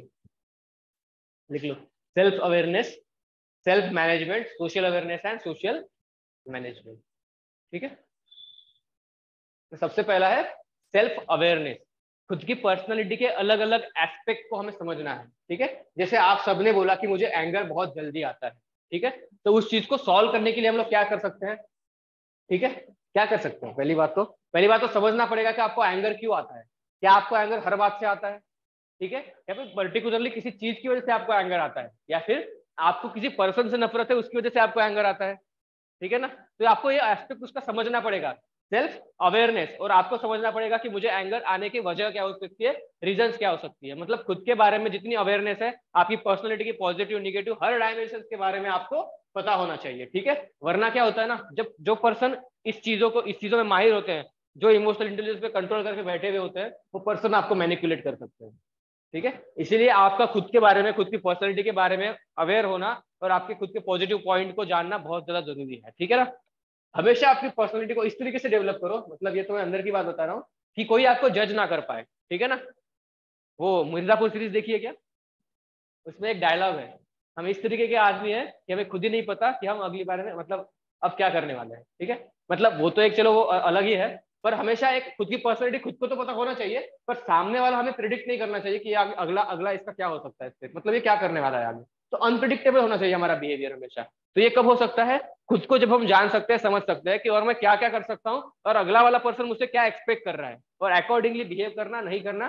फिर वो खुद के अंदर जब हमें कंट्रोल होगा तो हम इस चीज को मैनिपुलेट कर सकते हैं, ठीक है। तो पहली चीज उन्होंने बताई कि सेल्फ अवेयरनेस होना चाहिए खुद के बारे में, जो भी खुद की पर्सनैलिटी की पॉजिटिव नेगेटिव एस्पेक्ट्स हैं, और मैं किस चीज को कैसे रिस्पॉन्ड कर सकता हूँ, कर पाता हूँ, किस पर्सन के बारे में मेरी थिंकिंग क्या है, ये सब को, तो ये सब चीजें आपको खुद को पता होनी चाहिए, सेल्फ अवेयरनेस। फिर है सेल्फ मैनेजमेंट, ठीक है, खुद को मैनेज करना according to the situation, according to the demand of the situation, ठीक है, उस तरीके से, ठीक है। अगर कहीं पे कुछ सैड न्यूज चल रही है, तो आप वहां पे डीजे लगा के गा नाच नहीं सकते ना, ठीक है। तो अकॉर्डिंगली आपको खुद के ऊपर सेल्फ मैनेजमेंट भी रखना है, ठीक है। अगर कॉलेज के अंदर कुछ आपका फेयरवेल का प्रोग्राम है, और आपके जो एचओडी है उनके साथ कुछ एक्सीडेंट वगैरह हो गया, तो आपको वो प्रोग्राम डिले करना पड़ेगा, ठीक है। आप प्रोग्राम को उसी दिन नहीं रख सकते, ठीक है। तो ये हो गया सेल्फ मैनेजमेंट, अकॉर्डिंगली आपको खुद को मैनेज करना है। अगला है सोशल अवेयरनेस। सोशल अवेयरनेस मतलब ये कंपोनेंट यहाँ पे बहुत ज्यादा इंपॉर्टेंट है। सोशल अवेयरनेस मतलब आप जब कुछ ऑफिसर हो, या फिर आप किसी प्रिपरेशन एग्जाम की प्रिपरेशन कर रहे हो, तो सोसाइटी के अलग अलग कंपोनेंट्स होते हैं। For example women, depressed classes, child, elderly people, transgender womens, OBC, SC, ST, है ना। ये सारे हमारे सोसाइटी के अलग अलग कंपोनेंट्स हैं, ठीक है। आपको उन कंपोनेंट्स के बारे में पता होना चाहिए, ठीक है। उनका सोशल स्टेटस क्या है वो पता होना चाहिए, ठीक है। तभी आप उनको जज कर सकते हो। जज करना मतलब उनके अकॉर्डिंगली आप उनके साथ अपना बिहेवियर रख सकते हो, अकॉर्डिंगली रख सकते हो, जब आपको पता होगा तभी। तो सोसाइटी के अंदर कौन से इश्यूज है, पर्टिकुलरली अगर कोई सोसाइटी है, कोई कंपोनेंट ऑफ द सोसाइटी है, फॉर एग्जांपल वुमेन्स है, तो वुमेन्स के कौन से इश्यूज है, करंट में कौन से इश्यूज चल रहे हैं, क्या है क्या नहीं है, इस सब के बारे में, सोसाइटी के बारे में आपको अवेयरनेस होनी चाहिए, ठीक है। और अकॉर्डिंगली अगर आप सोसाइटी के बारे में अवेयर होते हो, तभी आप जाके सोसाइटी को मैनेज कर पाते हो, ठीक है। तो दोनों चीजें साथ साथ चलनी चाहिए, एक तो खुद के बारे में अवेयर होना है, सोसाइटी के बारे में अवेयरनेस होना है, और तभी जाके आप खुद को मैनेज कर पाओगे, और जब खुद को मैनेज कर पाओगे तभी सोसाइटी के बारे में समझ भी पाओगे, और सोसाइटी को मैनेज भी कर पाओगे अकॉर्डिंगली, ठीक है। क्लियर है। तो डेनियल गोलमैन ये कौन थे, फादर बोल सकते हो, फादर ऑफ इमोशनल इंटेलिजेंस, या फिर इमोशनल इंटेलिजेंस का कंसेप्ट इन्होंने दिया था, ठीक है। और उनके अकॉर्डिंगली उन्होंने 4 कंपोनेंट बताए हैं उनके मॉडल के। तो कौन से हैं, पहला self awareness, self management, societal awareness और सोसाइटल मैनेजमेंट। क्लियर है सबको, ठीक है। अब इसको नोट डाउन कर सकते हो तो कर लो, सेल्फ अवेयरनेस, थोड़ी बहुत दो तीन चीजें लिख लो उसमें, ताकि फिर एथिक्स में यही है, आपको पता तो होता है पर लिखना नहीं आता, है ना। तो इसको नोट डाउन कर लो बस।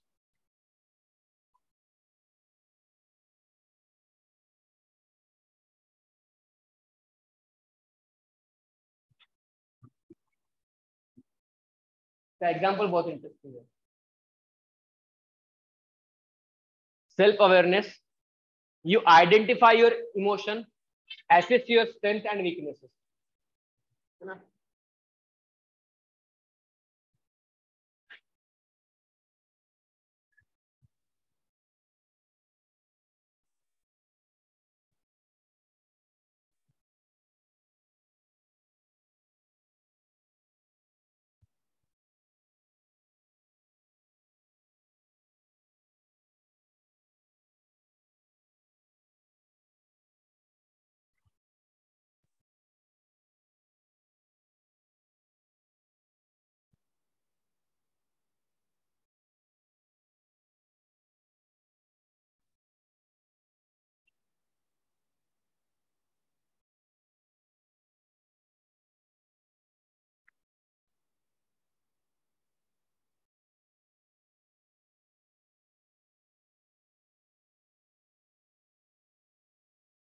There are some triggers that will make you happy and there are some that will make you sad. तो आपको उनको अंडरस्टैंड करना है कि किस चीज से आप होगे आपको खुशी मिलती है, किस चीज को करने से आप दुखी हो जाते हो, है ना। बेटर है जो खुशी मिलती है उसी को करो, दुखी हो रही है उसको मत करो, है ना। ये चीजें है। Then you should avoid triggers and you will gain full self confidence. ठीक है, ऐसे ट्रिगर को एग्जाम्पल है, या ब्रोकन विथ योर गर्लफ्रेंड और boyfriend that happens to be in the same official college alumni, मतलब एक ही ग्रुप के अंदर आप हो, है ना। डीलिंग्स तो होती रहती है, ठीक है। तो आपको खुद की इमोशंस पे मैनेज करके बाकी चीजों के साथ कैसे मैनेज करना है, चैटिंग वगैरह को, तो ये एग्जाम्पल है वहां का। आप समझ रहे हो इस चीज को क्या बोल रहा हूँ मैं, सेल्फ अवेयरनेस। ठीक है, लिख लिया सबने, ठीक है। अगला है self management. Through self awareness you know your emotions and you can regulate them. To self awareness you know your emotions and you can regulate them. Once you have self awareness about your strength and weaknesses, you can take initiatives, various types of initiatives. Example, if you are aggressive person, better to channelize it towards sports, कि sports में aggression का value अलग है ना। मतलब sports में तो aggression होना ही चाहिए।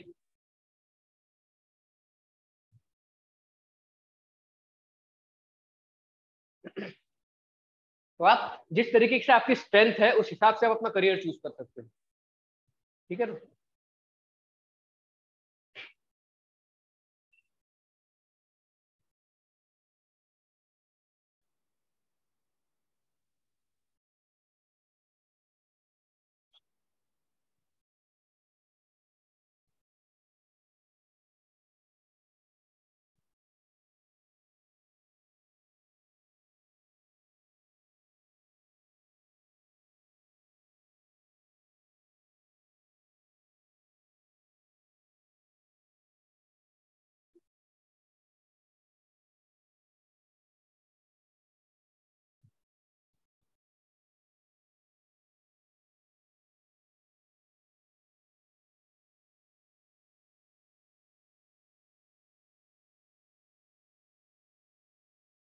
हो गया सबका।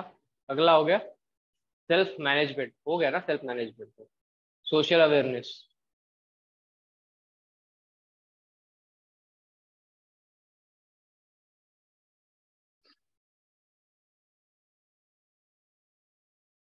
सोशल अवेयरनेस के अंदर लिखो, लिखो उसके अंदर सोशल अवेयरनेस डालो, वहां पे लिखो understanding, understanding various stakeholders of the society, various stakeholders of the society. Example, women, child, elderly people,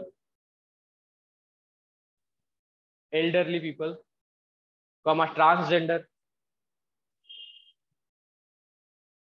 comma depressed classes, comma SC, ST, OBC.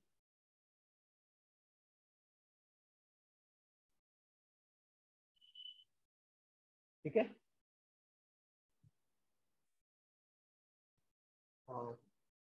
Understanding social, ठीक है लिखा। उसके आगे लिखो एंड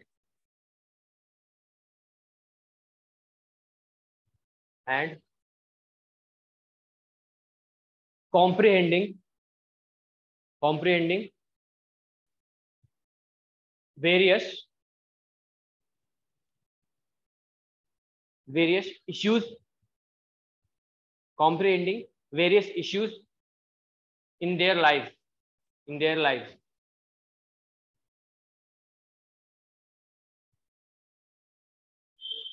ठीक है, in their lives। उसके आगे लिखो and behave accordingly,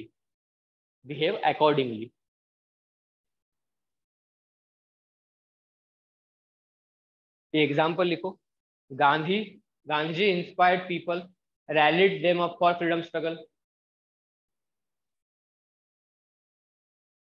है ना।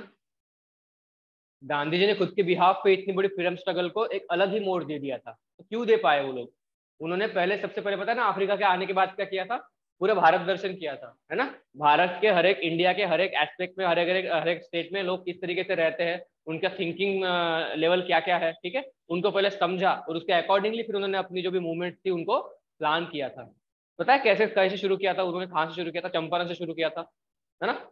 एक छोटे छोटे लेवल पे अपनी मूवमेंट्स को उन्होंने इम्प्लीमेंटेशन किया, और जब वो सक्सीड हुई उसके बाद उन्होंने फिर ऑल इंडिया लेवल के मूवमेंट्स इंप्लीमेंट करना उन्होंने शुरू किया था, ठीक है। तो वो क्यों हुआ था? क्योंकि गांधी जी अपनी सोसाइटी के बारे में अवेयर हो चुके थे, अपनी सोसाइटी के लोगों की थिंकिंग कैसी है, उनकी डिमांड क्या हो सकती है, और अकॉर्डिंगली उसकी इमोशंस को सोच के उनको कैसे मैनिपुलेट किया जा सकता है, ये उन्होंने समझ लिया, ठीक है।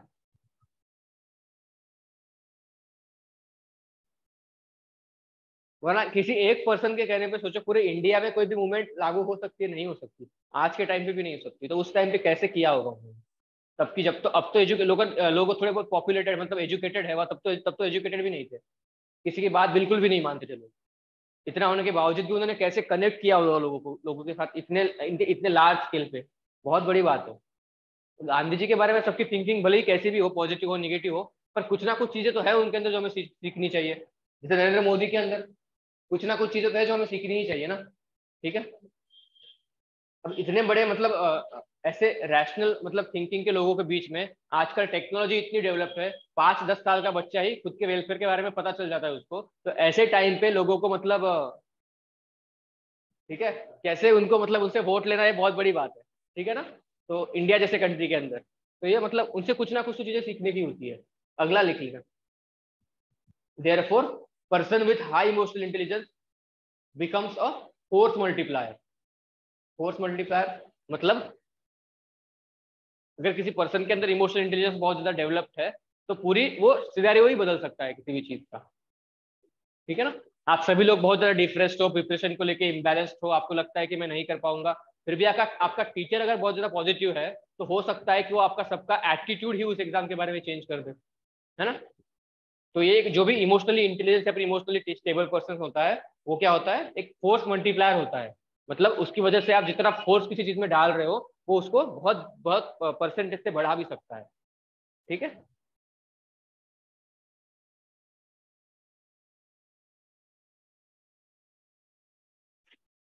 he can extract maximum he can extract maximum work out of the team members. He knows how to motivate people, how to handle conflict management. College के लेवल पे बहुत ज्यादा कॉन्फ्लिक्ट होती है ना। उस टाइम पे जो कौन पर्सन सामने आके सारी चीजों को हैंडल कर सकता है? जिसने सबको समझा हुआ है, सबके एस्पेक्ट समझी हुई है, वरना अगर आप खुद भी जाओगे रोकने की कोशिश करोगे तो लोग नहीं रुकेंगे, ठीक है। किससे रुकेंगे? जिसने उनसे कभी बात की होगी, उनको समझा होगा, उससे ही रुकते हैं लोग। ये एक्सपीरियंस किया होगा आपने कभी कॉलेज टाइम पे, है ना।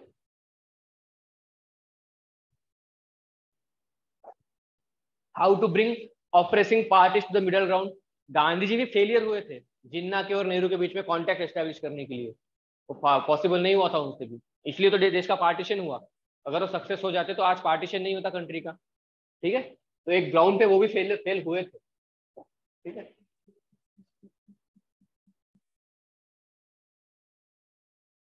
क्योंकि एक टाइम ऐसा था जब जब जिन्ना को भी एम्बेसडर कहा गया था, हिंदू मुस्लिम यूनिटी का एम्बेसडर जिन्ना को एक दिया हुआ है टैग। किसने दिया हुआ है पता है?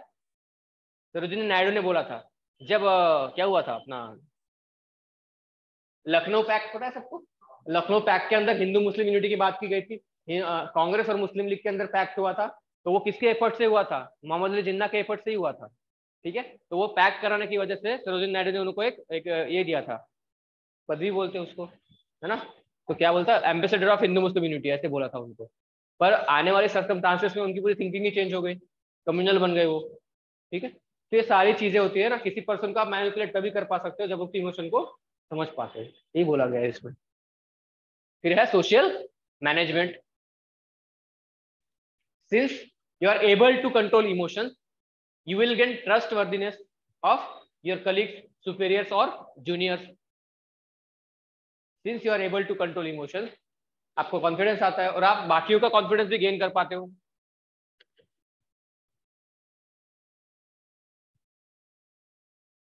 आप किसी वुमेन के वेलफेयर की बात तभी कर पाते हो जब आप वुमेन्स के इश्यूज को समझ पाते हो, और वो वुमेन्स भी आपके ऊपर भरोसा करेगी कि नहीं इस पर्सन को पता है कि मेरे इश्यूज क्या क्या है, ठीक है ना, उसके उसके उसके पास सोल्यूशन है कि उसका वे आउट क्या हो सकता है, ठीक है ना, that they will help you extract maximum work and support for them from them. अगला लिखना, social management help in behaving socially desirable manner. How? Leadership, then ability to deal with wide range of people, confidence to get through difficult situation,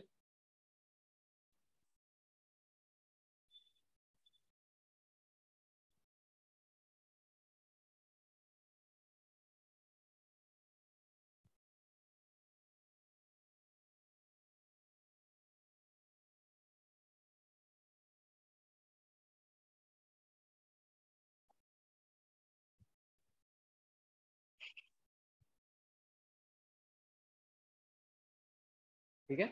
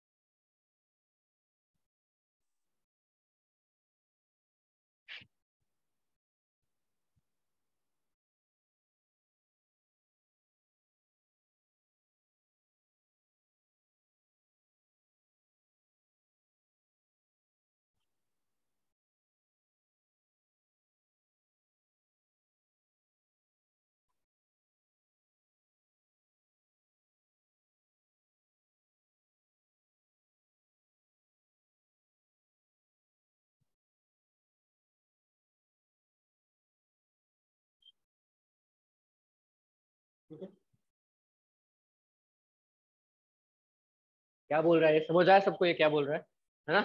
जब आप किसी के emotions को, social awareness होती है, किसी इश्यूज को समझ पाते हो, तभी आप बाकी सब पे, अपने कलीग पे, अपने सुपीरियर पे, या फिर अपने जूनियर जूनियर पे तभी कंट्रोल कर पाते हो, ठीक है। जब जूनियर भी आपकी नहीं सुनेगा, जब आप एटीट्यूड दिखाओगे, रैशनल रहोगे, रूड रहोगे किसी के साथ, तो जूनियर भी आपकी नहीं सुनते, आपको रिस्पेक्ट नहीं देते, ठीक है ना। और इस चीज को कैसे फिर आप सोसाइटी के डिजायरेबल मैनर में कैसे क्यों यूज टू हो पाते हो, क्योंकि आपके अंदर लीडरशिप क्वालिटीज डेवलप हो जाती है। फिर है ability to deal with wide range of people, आपके अंदर कैपेसिटी होती है कि आप अलग अलग कैटेगरी के लोगों को, अलग अलग माइंड के पीपल को, अलग अलग की आइडियोलॉजी के लोगों को आप हैंडल कर पाते हो अलग अलग तरीके से। फिर है confidence to great to digital different situation, हर एक सिचुएशन के अंदर गो थ्रू होने का आपको कॉन्फिडेंस आ जाता है कि नहीं मैं संभाल लूंगा, मैं हैंडल कर लूंगा इस चीज को, इसका कॉन्फिडेंस आपके अंदर आता है, ठीक है, क्योंकि आपकी वो क्वालिटी उसके अंदर शार्पन हो जाती है, स्ट्रेंथन हो जाती है। फिर है इनोवेटिव क्रिएटिवनेस आपके अंदर आती है, सब हमने डिस्कस कर चुका है। और फिर आप एडॉप्टेबल हो जाती हो सारी तरीके की कॉन्सिक्वेंसेस को, हर सिचुएशन को डील करने के लिए, ठीक है।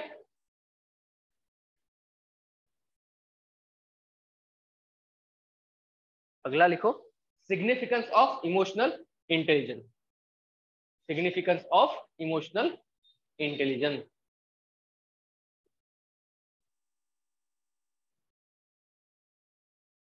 ठीक है,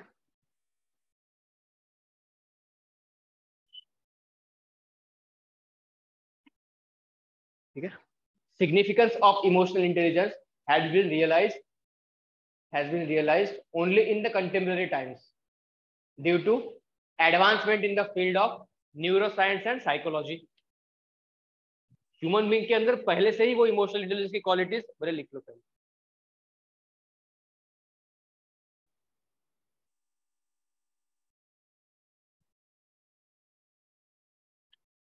अगला है, traditionally IQ was considered important, which is the evaluation of intelligence of a person largely in terms of mathematical skills.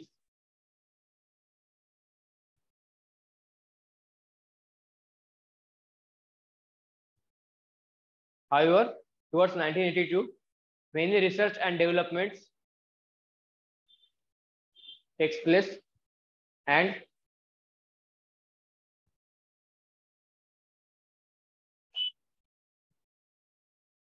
significance of emotional intelligence was realized that emotional intelligence is also known as soft skill and IQ is a hard skill.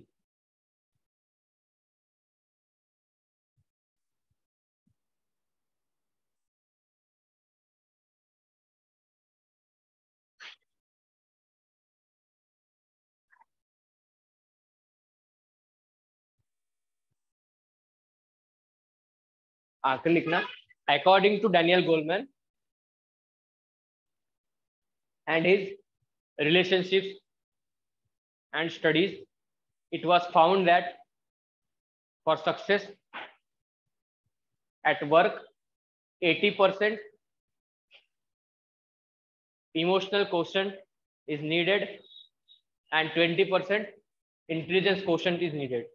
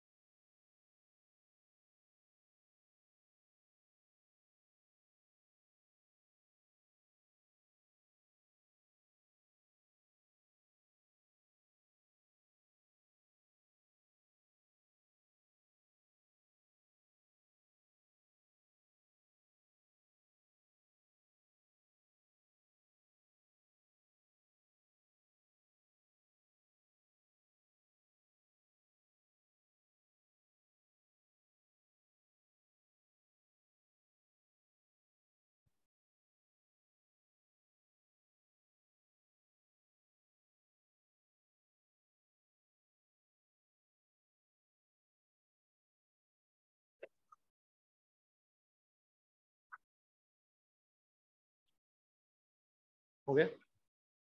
तो क्या बोल रहा है ये, emotional intelligence का development human being के अंदर पहले से ही था, पर इस चीज को समझने के लिए काफी टाइम लग गया कि ह्यूमन बीइंग जिस चीज की वजह से सर्वाइवल कर पा रहे हैं, या फिर बाकी ह्यूमन स्पीसीज की या फिर बाकी स्पीसीज के ऊपर जो भी उनका कंट्रोल है वो एस्टेब्लिश होने के पीछे ह्यूमन इंटेलिजेंस और इमोशनल इंटेलिजेंस है। क्यों पता चला, कब पता चला? ताकि जो न्यूरो साइंस है और साइकोलॉजिकल डिपार्टमेंट है वो हमारे एक अच्छे लेवल पर डेवलप्ड हो गए, तभी जाके हम इस चीज को समझ पाए कि इंटेलिजेंस से भी इंपॉर्टेंट है इमोशनल इंटेलिजेंस। ठीक है, 1982 तक ये कंसिडर किया जा रहा था कि जो भी इंटेलिजेंस क्वोशंट है, मतलब आईक्यू है, उसी की वजह से ह्यूमन जो है बाकी स्पीसीज से बहुत आगे बढ़ता जा रहा है। पर 1982 के बाद हमें पता चला कि जो भी आईक्यू है, बाकी कुछ कुछ ऐसे एनिमल्स भी है जिनका आईक्यू ह्यूमन से ज्यादा है ना। कुछ कुछ एक्टिविटी, कुछ कुछ रिसर्च से हमें पता चला। एक रिसर्च तो मतलब बॉम्बे के एक IIT बोलो या फिर कहीं भी किया गया था कि जो ग्रोथ है ना ह्यूमन बीइंग की, एक पर्सन ने एक एक्सपेरिमेंट किया, उसके अंदर उसने एक कमरे के अंदर 2 पेड़ लगाए। ठीक है, एक पेड़ के अंदर वो एक पेड़ से जाके वो रोज कांटेक्ट करता था, मतलब कम्युनिकेशन करता था, कैसे हो, क्या हालचाल है, आज मेरे साथ ये हुआ वो हुआ, कम्युनिकेशन स्किल उसने एस्टेब्लिश की, उसके साथ कम्युनिकेशन किया। और एक पेड़ था वो, उसको ऐसे ही पानी वो डालते गया, ग्रोथ होते गया। कंपेरेटिवली ऐसे पाया गया कि जो जिस पेड़ के साथ उसका कम्युनिकेशन होता था वो पेड़ एक्टिवली ग्रोथ हो रहा है। ठीक है ना, और बहुत जल्दी जल्दी उसकी ग्रोथ हुई। तो इसका मतलब ऐसे रिस्पॉन्ड उन्होंने ये किया, मतलब उन्होंने प्रूफ किया कि पेड़ के अंदर भी कम्युनिकेशन स्किल विकसित होने की एक कैपेसिटी है, मतलब थिंक करने की कैपेसिटी पेड़ों के अंदर भी होती है। उस स्किल के अंदर उस रिसर्च के बाद हमें पता चला। तो मतलब ये कहा जा सकता है कि इमोशन जो इंटेलिजेंस है वो इंटेलिजेंस मैटर नहीं करती डेवलप होने के लिए। ठीक है, डेवलप होने के लिए मैटर करती है इमोशनल इंटेलिजेंस, ताकि बाकी एटमॉस्फेयर को, बाकी एनवायरमेंट को according to requirement, according to the situation हम कैसे कंसिडरेशन में लेते हैं या फिर कैसे उसको मोल्ड कर पाते हैं। ठीक है, इस चीज को लेकर वही है कि पाया ये गया बाद में कि किसी चीज को सक्सेस होने के लिए, किसी भी चीज की सक्सेस के पीछे 80% जो भी इंपॉर्टेंट फैक्टर होता है वो कौन सा होता है? Emotional question. इमोशनल क्वेश्चन मतलब इमोशनल इंटेलिजेंस। और 20% किसी भी पर्सन का इंटेलिजेंस हो सकता है। ठीक है, तो बेसिकली इंपॉर्टेंस होता है इमोशनल इंटेलिजेंस। ठीक है, ये चीज है, ये वही है, ये लिख लो। There is also research and study on the leaders, managers, enterprises, and it has been found that successive leaders have high level of emotional intelligence. They shows following characteristics. ठीक है, जितने भी लीडर्स थे, मैनेजर्स होते हैं ना, entrepreneurs के जो ओनर्स होते हैं, उनके अंदर कुछ क्वालिटी कॉमन पाई गई इमोशनल इंटेलिजेंस के अकॉर्डिंगली। कौन सी क्वालिटी? जिन पर्सन के अंदर इमोशनल इंटेलिजेंस था उनके अंदर ये क्वालिटीज भी बहुत इंपॉर्टेंट थी। पहली है self confidence, insight, foresightness, ability to get through situation. अगला है इनोवेटिव एंड क्रिएटिव।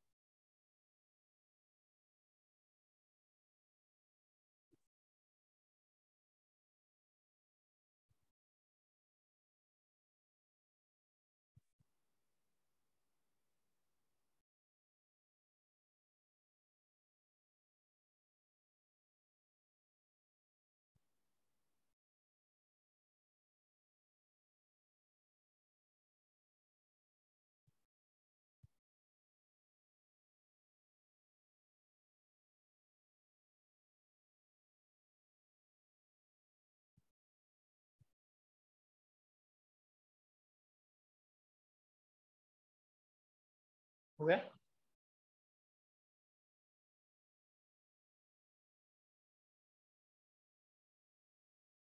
कुछ कुछ सॉफ्ट स्किल्स है जो सक्सेस एट वर्क के लिए बहुत ज्यादा इंपॉर्टेंट होती है। कौन सी है नोट डाउन कर लो एक बार। Some recent studies have shown that soft skill become most important for success at the work, such as proper attitude,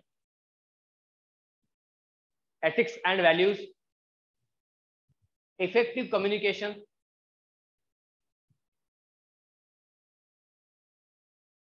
integrity. ये कुछ एसेंशियल हैं जो आपको वर्क प्रोसेस में सक्सेस होने के लिए बहुत ज्यादा इंपॉर्टेंट है।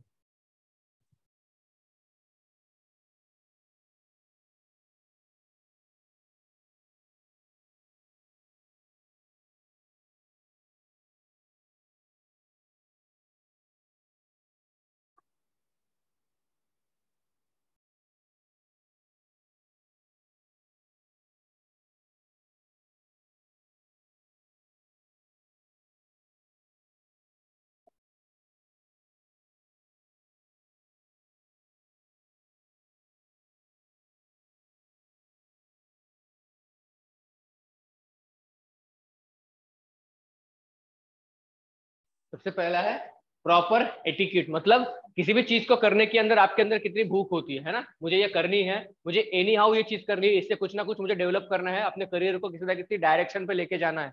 उस चीज के बारे में जितनी पॉजिटिविटी आपके अंदर होती है उसी चीज से आपकी सक्सेस भी डिफाइन होती है। उसके बाद है एथिक्स एंड वैल्यू। किसी भी चीज को करने के लिए आपको अकॉर्डिंग टू सोसाइटल नॉर्म्स को फॉलो करना ही पड़ेगा, है ना। सोसाइटी के खिलाफ तो जाके कुछ चीज कर नहीं सकते आप, ठीक है। और जो भी सोसाइटी के खिलाफ या फिर एथिक्स या फिर वैल्यूज के खिलाफ जाके आप कुछ अचीव करते हो तो वो लॉन्ग टाइम तक आपके साथ नहीं रह सकता। लॉन्ग टर्म के लिए आप उस चीज को अचीव नहीं कर सकते। जैसे कुछ स्कैम करके कुछ आपने इंपॉर्टेंस कुछ स्कैम करके आपने अचीव कर लिया इलॉजिकली, तो वो ज्यादा टाइम तक आपके साथ रहता नहीं है, कभी ना कभी तो उसका खत्म, मतलब निगेटिविटी में वो चीजें जानी ही जानी होती है। जैसे फॉर एग्जाम्पल कुछ स्कैम्स हुए हैं ना हिस्ट्री में, ठीक है, तो उनका फ्यूचर ब्राइट नहीं होता, लॉन्ग टर्म तक वो लोग सक्सेस नहीं रह पाते, है ना। जल्दी वो लोग मतलब डिप्रेशन में चले जाते हैं या फिर जो भी लॉस है वो उनको जल्दी पकड़ा जाता है, ठीक है। फिर है इफेक्टिव कम्युनिकेशन स्किल, ठीक है। हर चीज के अंदर सक्सेस होने के लिए आपके अंदर सबसे इंपॉर्टेंट क्वालिटी है इफेक्टिव कम्युनिकेशन स्किल। कुछ कुछ लोग होते हैं जो बात ज्यादा नहीं करते, बहुत कम बात करते हैं, पर जितनी बात करते हैं बहुत बहुत इंपॉर्टेंट होती है उनकी बात, ठीक है। तो ऐसी क्वालिटीज हमने खुद के अंदर डेवलप करनी चाहिए। इससे क्या होता है, हमारी एनर्जी भी बच जाती है और हमारा काम भी हो जाता है, ठीक है। उसके बाद है इंटीग्रिटी। इंटीग्रिटी मतलब जिस चीज को भी आप कर रहे हो उस चीज के साथ आप इंटीग्रेट रहो, मतलब पूरा अपना 100% दो उस चीज को। सिविल सर्विसेज की प्रिपरेशन कर रहे हो तो उसके साथ आपको आपका डेडिकेशन होना ही चाहिए। इंटीग्रिटी मतलब सत्यनिष्ठा, कुछ चीज को करने के लिए आप अपना फुल दे रहे हो, 100% दे रहे हो, मतलब खुद के लिए, है ना। अगर आप प्रिपरेशन कर रहे हो तो खुद के लिए कर रहे हो तो उसका आपको 100% देना है, आपको पता होना चाहिए, ना फादर के कहने पे ना मदर के कहने पे, ठीक है। खुद के लिए कर रहे हो ना तो वो चीजें आपको उतना डेडिकेशन आपको देना ही चाहिए, इंटीग्रिटी आपके अंदर होनी चाहिए, तभी आपको सक्सेस मिल पाती है।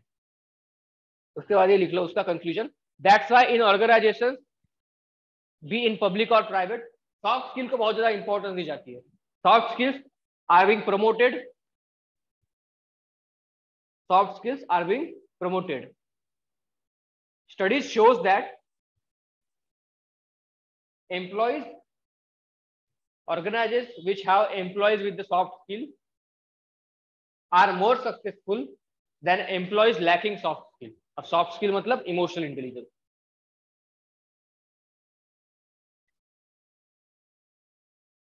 अलग अलग रिपोर्ट्स के अंदर ये पाया गया है, ठीक है।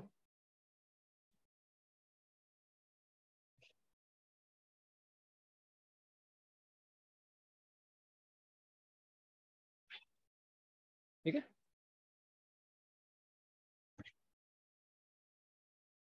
फिर है इमोशनल इंटेलिजेंस की जरूरत किस किस लिए है। Emotional intelligence is essential for, पहला है success at work, effective performance and behaviour, ability to stand by values, फिर है innovations and initiatives, innovation and initiative.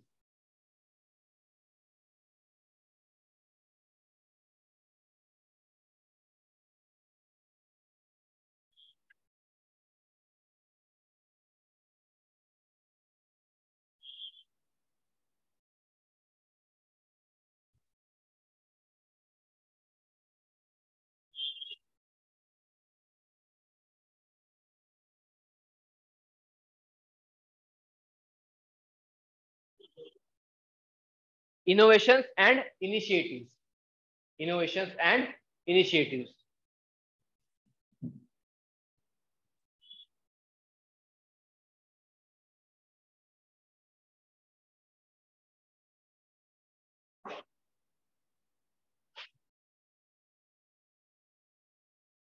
पहला है सक्सेस एट वर्क, ठीक है। आपको कोई टास्क दिया गया है, आप जहाँ भी प्रोफेशनली काम कर रहे हो, उस टास्क को कंप्लीट करने के लिए आपके अंदर इमोशनल इंटेलिजेंस होना बहुत ज्यादा जरूरी है, ठीक है। वरना अगर आपके अंदर इमोशनली आप स्टेबल नहीं हो तो काम के अंदर जितनी एफिशिएंसी होनी चाहिए वो एफिशिएंसी नहीं रहती, ठीक है ना। एक प्रोजेक्ट आपको कंप्लीट करना है 1 महीने के अंदर, आप उस प्रोजेक्ट को फिर एक एक दिन के अंदर आपकी वो प्रोजेक्ट कंप्लीट करेंगे, जितनी स्पीड होनी चाहिए वो स्पीड नहीं होगी, क्योंकि आप फास्ट नहीं करोगे काम को, क्योंकि सोच नहीं पाओगे ना जल्दी, आपके इमोशंस के अंदर आप ट्रैप रहोगे। तो जिस काम को जितनी स्पीड से करना चाहिए उस स्पीड से आप नहीं करोगे, इसलिए सक्सेस होने के चांसेस भी उतने कम हो जाते हैं। फिर है इफेक्टिव परफॉर्मेंस एंड बिहेवियर, आपका परफॉर्मेंस कब इंक्रीज होगा, जब आप अच्छे से किसी चीज को स्टेबली करोगे, ठीक है। तो परफॉर्मेंस भी इंक्रीज होता है इमोशनल इंटेलिजेंस से। फिर है abilities to stand by values, आप अपनी वैल्यूज को लेकर स्टैंड कब ले सकते हो, जब आप स्ट्रांग हो, स्ट्रेंथन हो, आपके माइंड का आपका माइंड आपको उन वैल्यूज को सपोर्ट करने की बैकिंग दे रहा होता है, ठीक है। वो बैकिंग कब दे पाता है, जब आप क्लियर होता है आपके माइंड में कि क्या चीजें पॉजिटिव है क्या नेगेटिव है, आपको अपने इमोशंस के साथ बायस या फिर कंट्रोल आपके अंदर होता है, ठीक है। और आखिरी है इनोवेशन और इनिशिएटिव, ठीक है। आप एक एडमिनिस्ट्रेटर हो, आपके डिस्ट्रिक्ट के अंदर आपको अलग अलग पॉलिसी इंप्लीमेंटेशन करनी है, पॉलिसी बनानी है, पॉलिसी तो बनी हुई होती है पर उन पॉलिसी को इंप्लीमेंटेशन करना होता है। पर इंप्लीमेंटेशन करने के लिए आपको अलग अलग मेथड्स को, अलग अलग इनोवेटिव आइडियाज को खुद के अंदर इंप्लीमेंटेशन में लाना होता है, ठीक है। तो वो काम आप कब कर पाओगे, जब आप इमोशनली स्टेबल रहोगे, है ना। ये सारी इन सब चीजों को करने के लिए आपके अंदर इमोशनल इंटेलिजेंस का होना बहुत ज्यादा जरूरी है। क्लियर है, ठीक है। अगला है फॉर्मेशन और development of emotional intelligence. Emotional intelligence को क्या डेवलप किया जा सकता है या नहीं किया जा सकता, फॉर्मेशन कैसे कर सकते हैं हम लोग इमोशनल इंटेलिजेंस का।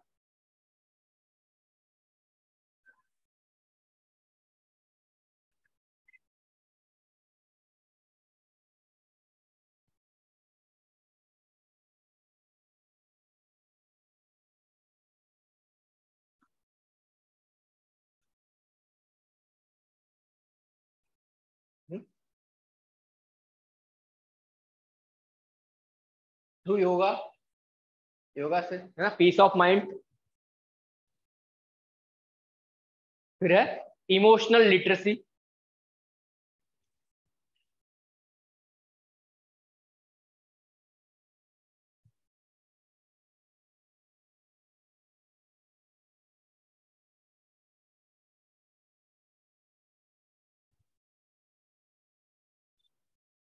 अब इमोशनल लिटरेसी क्या होती है, कर पाओगे डिफाइन इसको, इमोशनल लिटरेसी को? आपको इमोशंस पता होने चाहिए, है ना? इमोशंस कौन से हैं? सैड, हैप्पी, एंगर, है ना? ये इमोशंस आपके पता होने चाहिए। और आपका जो ट्रिगर बटन मैंने बोला ना, जैसे ट्रिगर्ड होते हो आप किसी इमोशन को लेके, ये सारे ट्रिगर, इन सब के बारे में आपको नॉलेज होना, मतलब आप इमोशनली लिटरेट हो। आपको पता है कि मैं अगर किसी चीज के बारे में, अगर कोई पर्सन मेरे सामने आ जाए तो मुझे एंगर आएगा, ठीक है? कुछ चीजें मैं करूंगा तो उससे मुझे खुशी मिलेगी। इन सब चीजों का आपको, जब अवेयर होते हो इन सब चीजों के बारे में, तो उसको बोलते हैं आप इमोशनली लिटरेट हो, खुद के बारे में कुछ जिस चीजों को आप जानते हो, ठीक है? ये होगा इमोशनल लिटरेसी। अगला है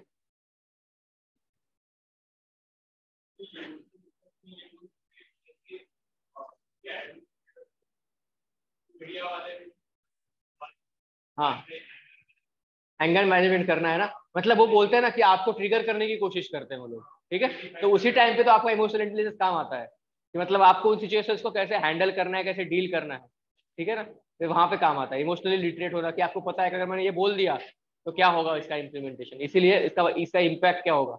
इसलिए बेटर होता है कि आप या तो उसको टाल दो, या फिर कुछ ऐसा बोल दो कि वो डाइवर्ट हो जाए उस चीज से, ठीक है? यही होता है वहां पे हैंडलिंग में। फिर है कल्टिवेट ऑप्टिमिज्म, खुद के अंदर हमेशा एक ऑप्टिमिज्म, मतलब पॉजिटिव चीजों को करने का अप्रोच डेवलप करना चाहिए, ठीक है? उससे अपना इमोशनल इंटेलिजेंस डेवलप होता है, ठीक है ना? जैसे गांधी जी ने लोगों के अंदर एक ऑप्टिमिज्म डाला था ना, कि फ्रीडम पॉसिबल है, फ्रीडम मिल सकती है ब्रिटिश से। भले ब्रिटिश एम्पायर कितना भी स्ट्रांग हो, पूरे वर्ल्ड के ऊपर उसका बोलबाला रहता था ब्रिटिश एम्पायर का, फिर भी उसके खिलाफ लोगों के अंदर एक पॉजिटिविटी जनरेट करना, ये बहुत बड़ी बात थी उस टाइम के अंदर, ठीक है? अगला पॉइंट है, सबसे इंपॉर्टेंट है इंट्रोस्पेक्शन। इसको नोट डाउन करो, इंट्रोस्पेक्शन।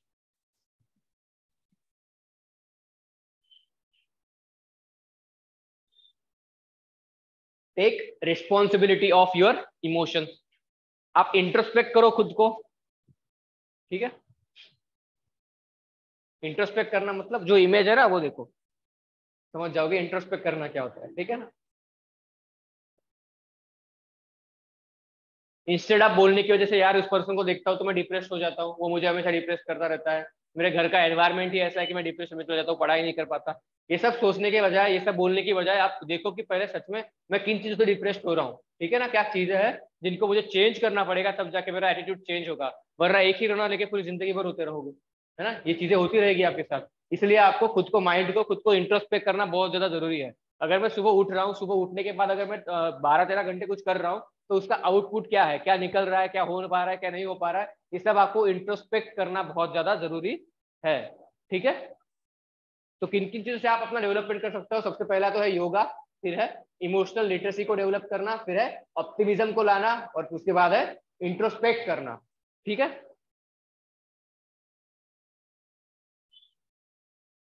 उसके बाद लिखो, emotional intelligence formation happens through the process of socialisation.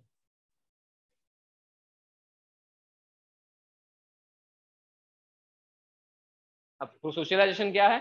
इनकलकेशंस of ethics and morality into the individual या फिर कंपोनेंट्स ऑफ द सोसाइटी, उसे बोलते हैं सोशलाइजेशन। सोशलाइजेशन के थ्रू आपका इमोशनल इंटेलिजेंस बिल्डअप होता है, फॉर्मेशन होता है, ठीक है?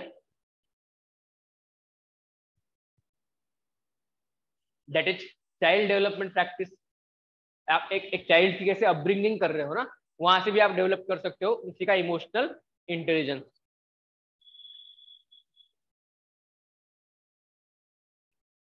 जैसे कुछ कुछ टेक्निक्स डेवलप है, फॉर एग्जाम्पल क्लासिकल कंडीशनिंग, है ना? उसके बाद रिवॉर्ड एंड पनिशमेंट थिंकिंग, ठीक है? फिर ऑब्जर्वेशन एंड लर्निंग, उसको लिख लो। Example, various techniques are classified for the formation of emotional intelligence. Example, various techniques are classified for the formation of emotional intelligence. Example,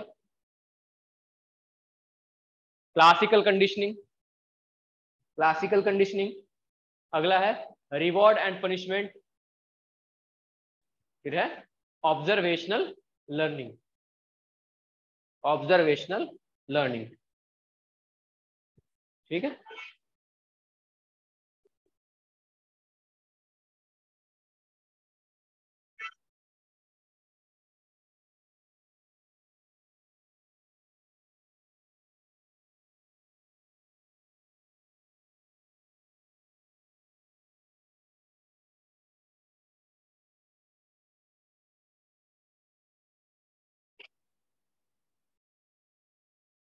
लिख लो, most important aspects of emotional intelligence.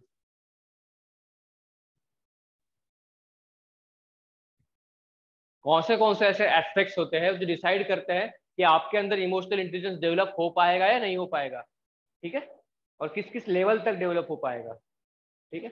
ये सब note down करो। पहला है how child is allowed for expressing emotion.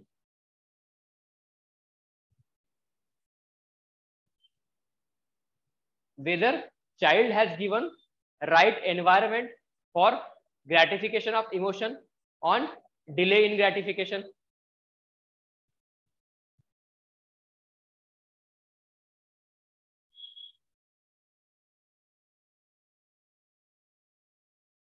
whether child is stable or unstable environment। whether child is in, यहाँ पे लिखना whether child is in stable or unstable environment। fourth, what is temperament of parents। फिर है whether society is stable or unstable। तो ये सारे aspects हैं, ये सारे फैक्टर्स डिसाइड करते हैं कि आपके अंदर इमोशनल इंटेलिजेंस डेवलप होगी नहीं होगी, या फिर किस किस किस किस पॉइंट तक वहां पे डेवलपमेंट हो सकती है, ठीक है।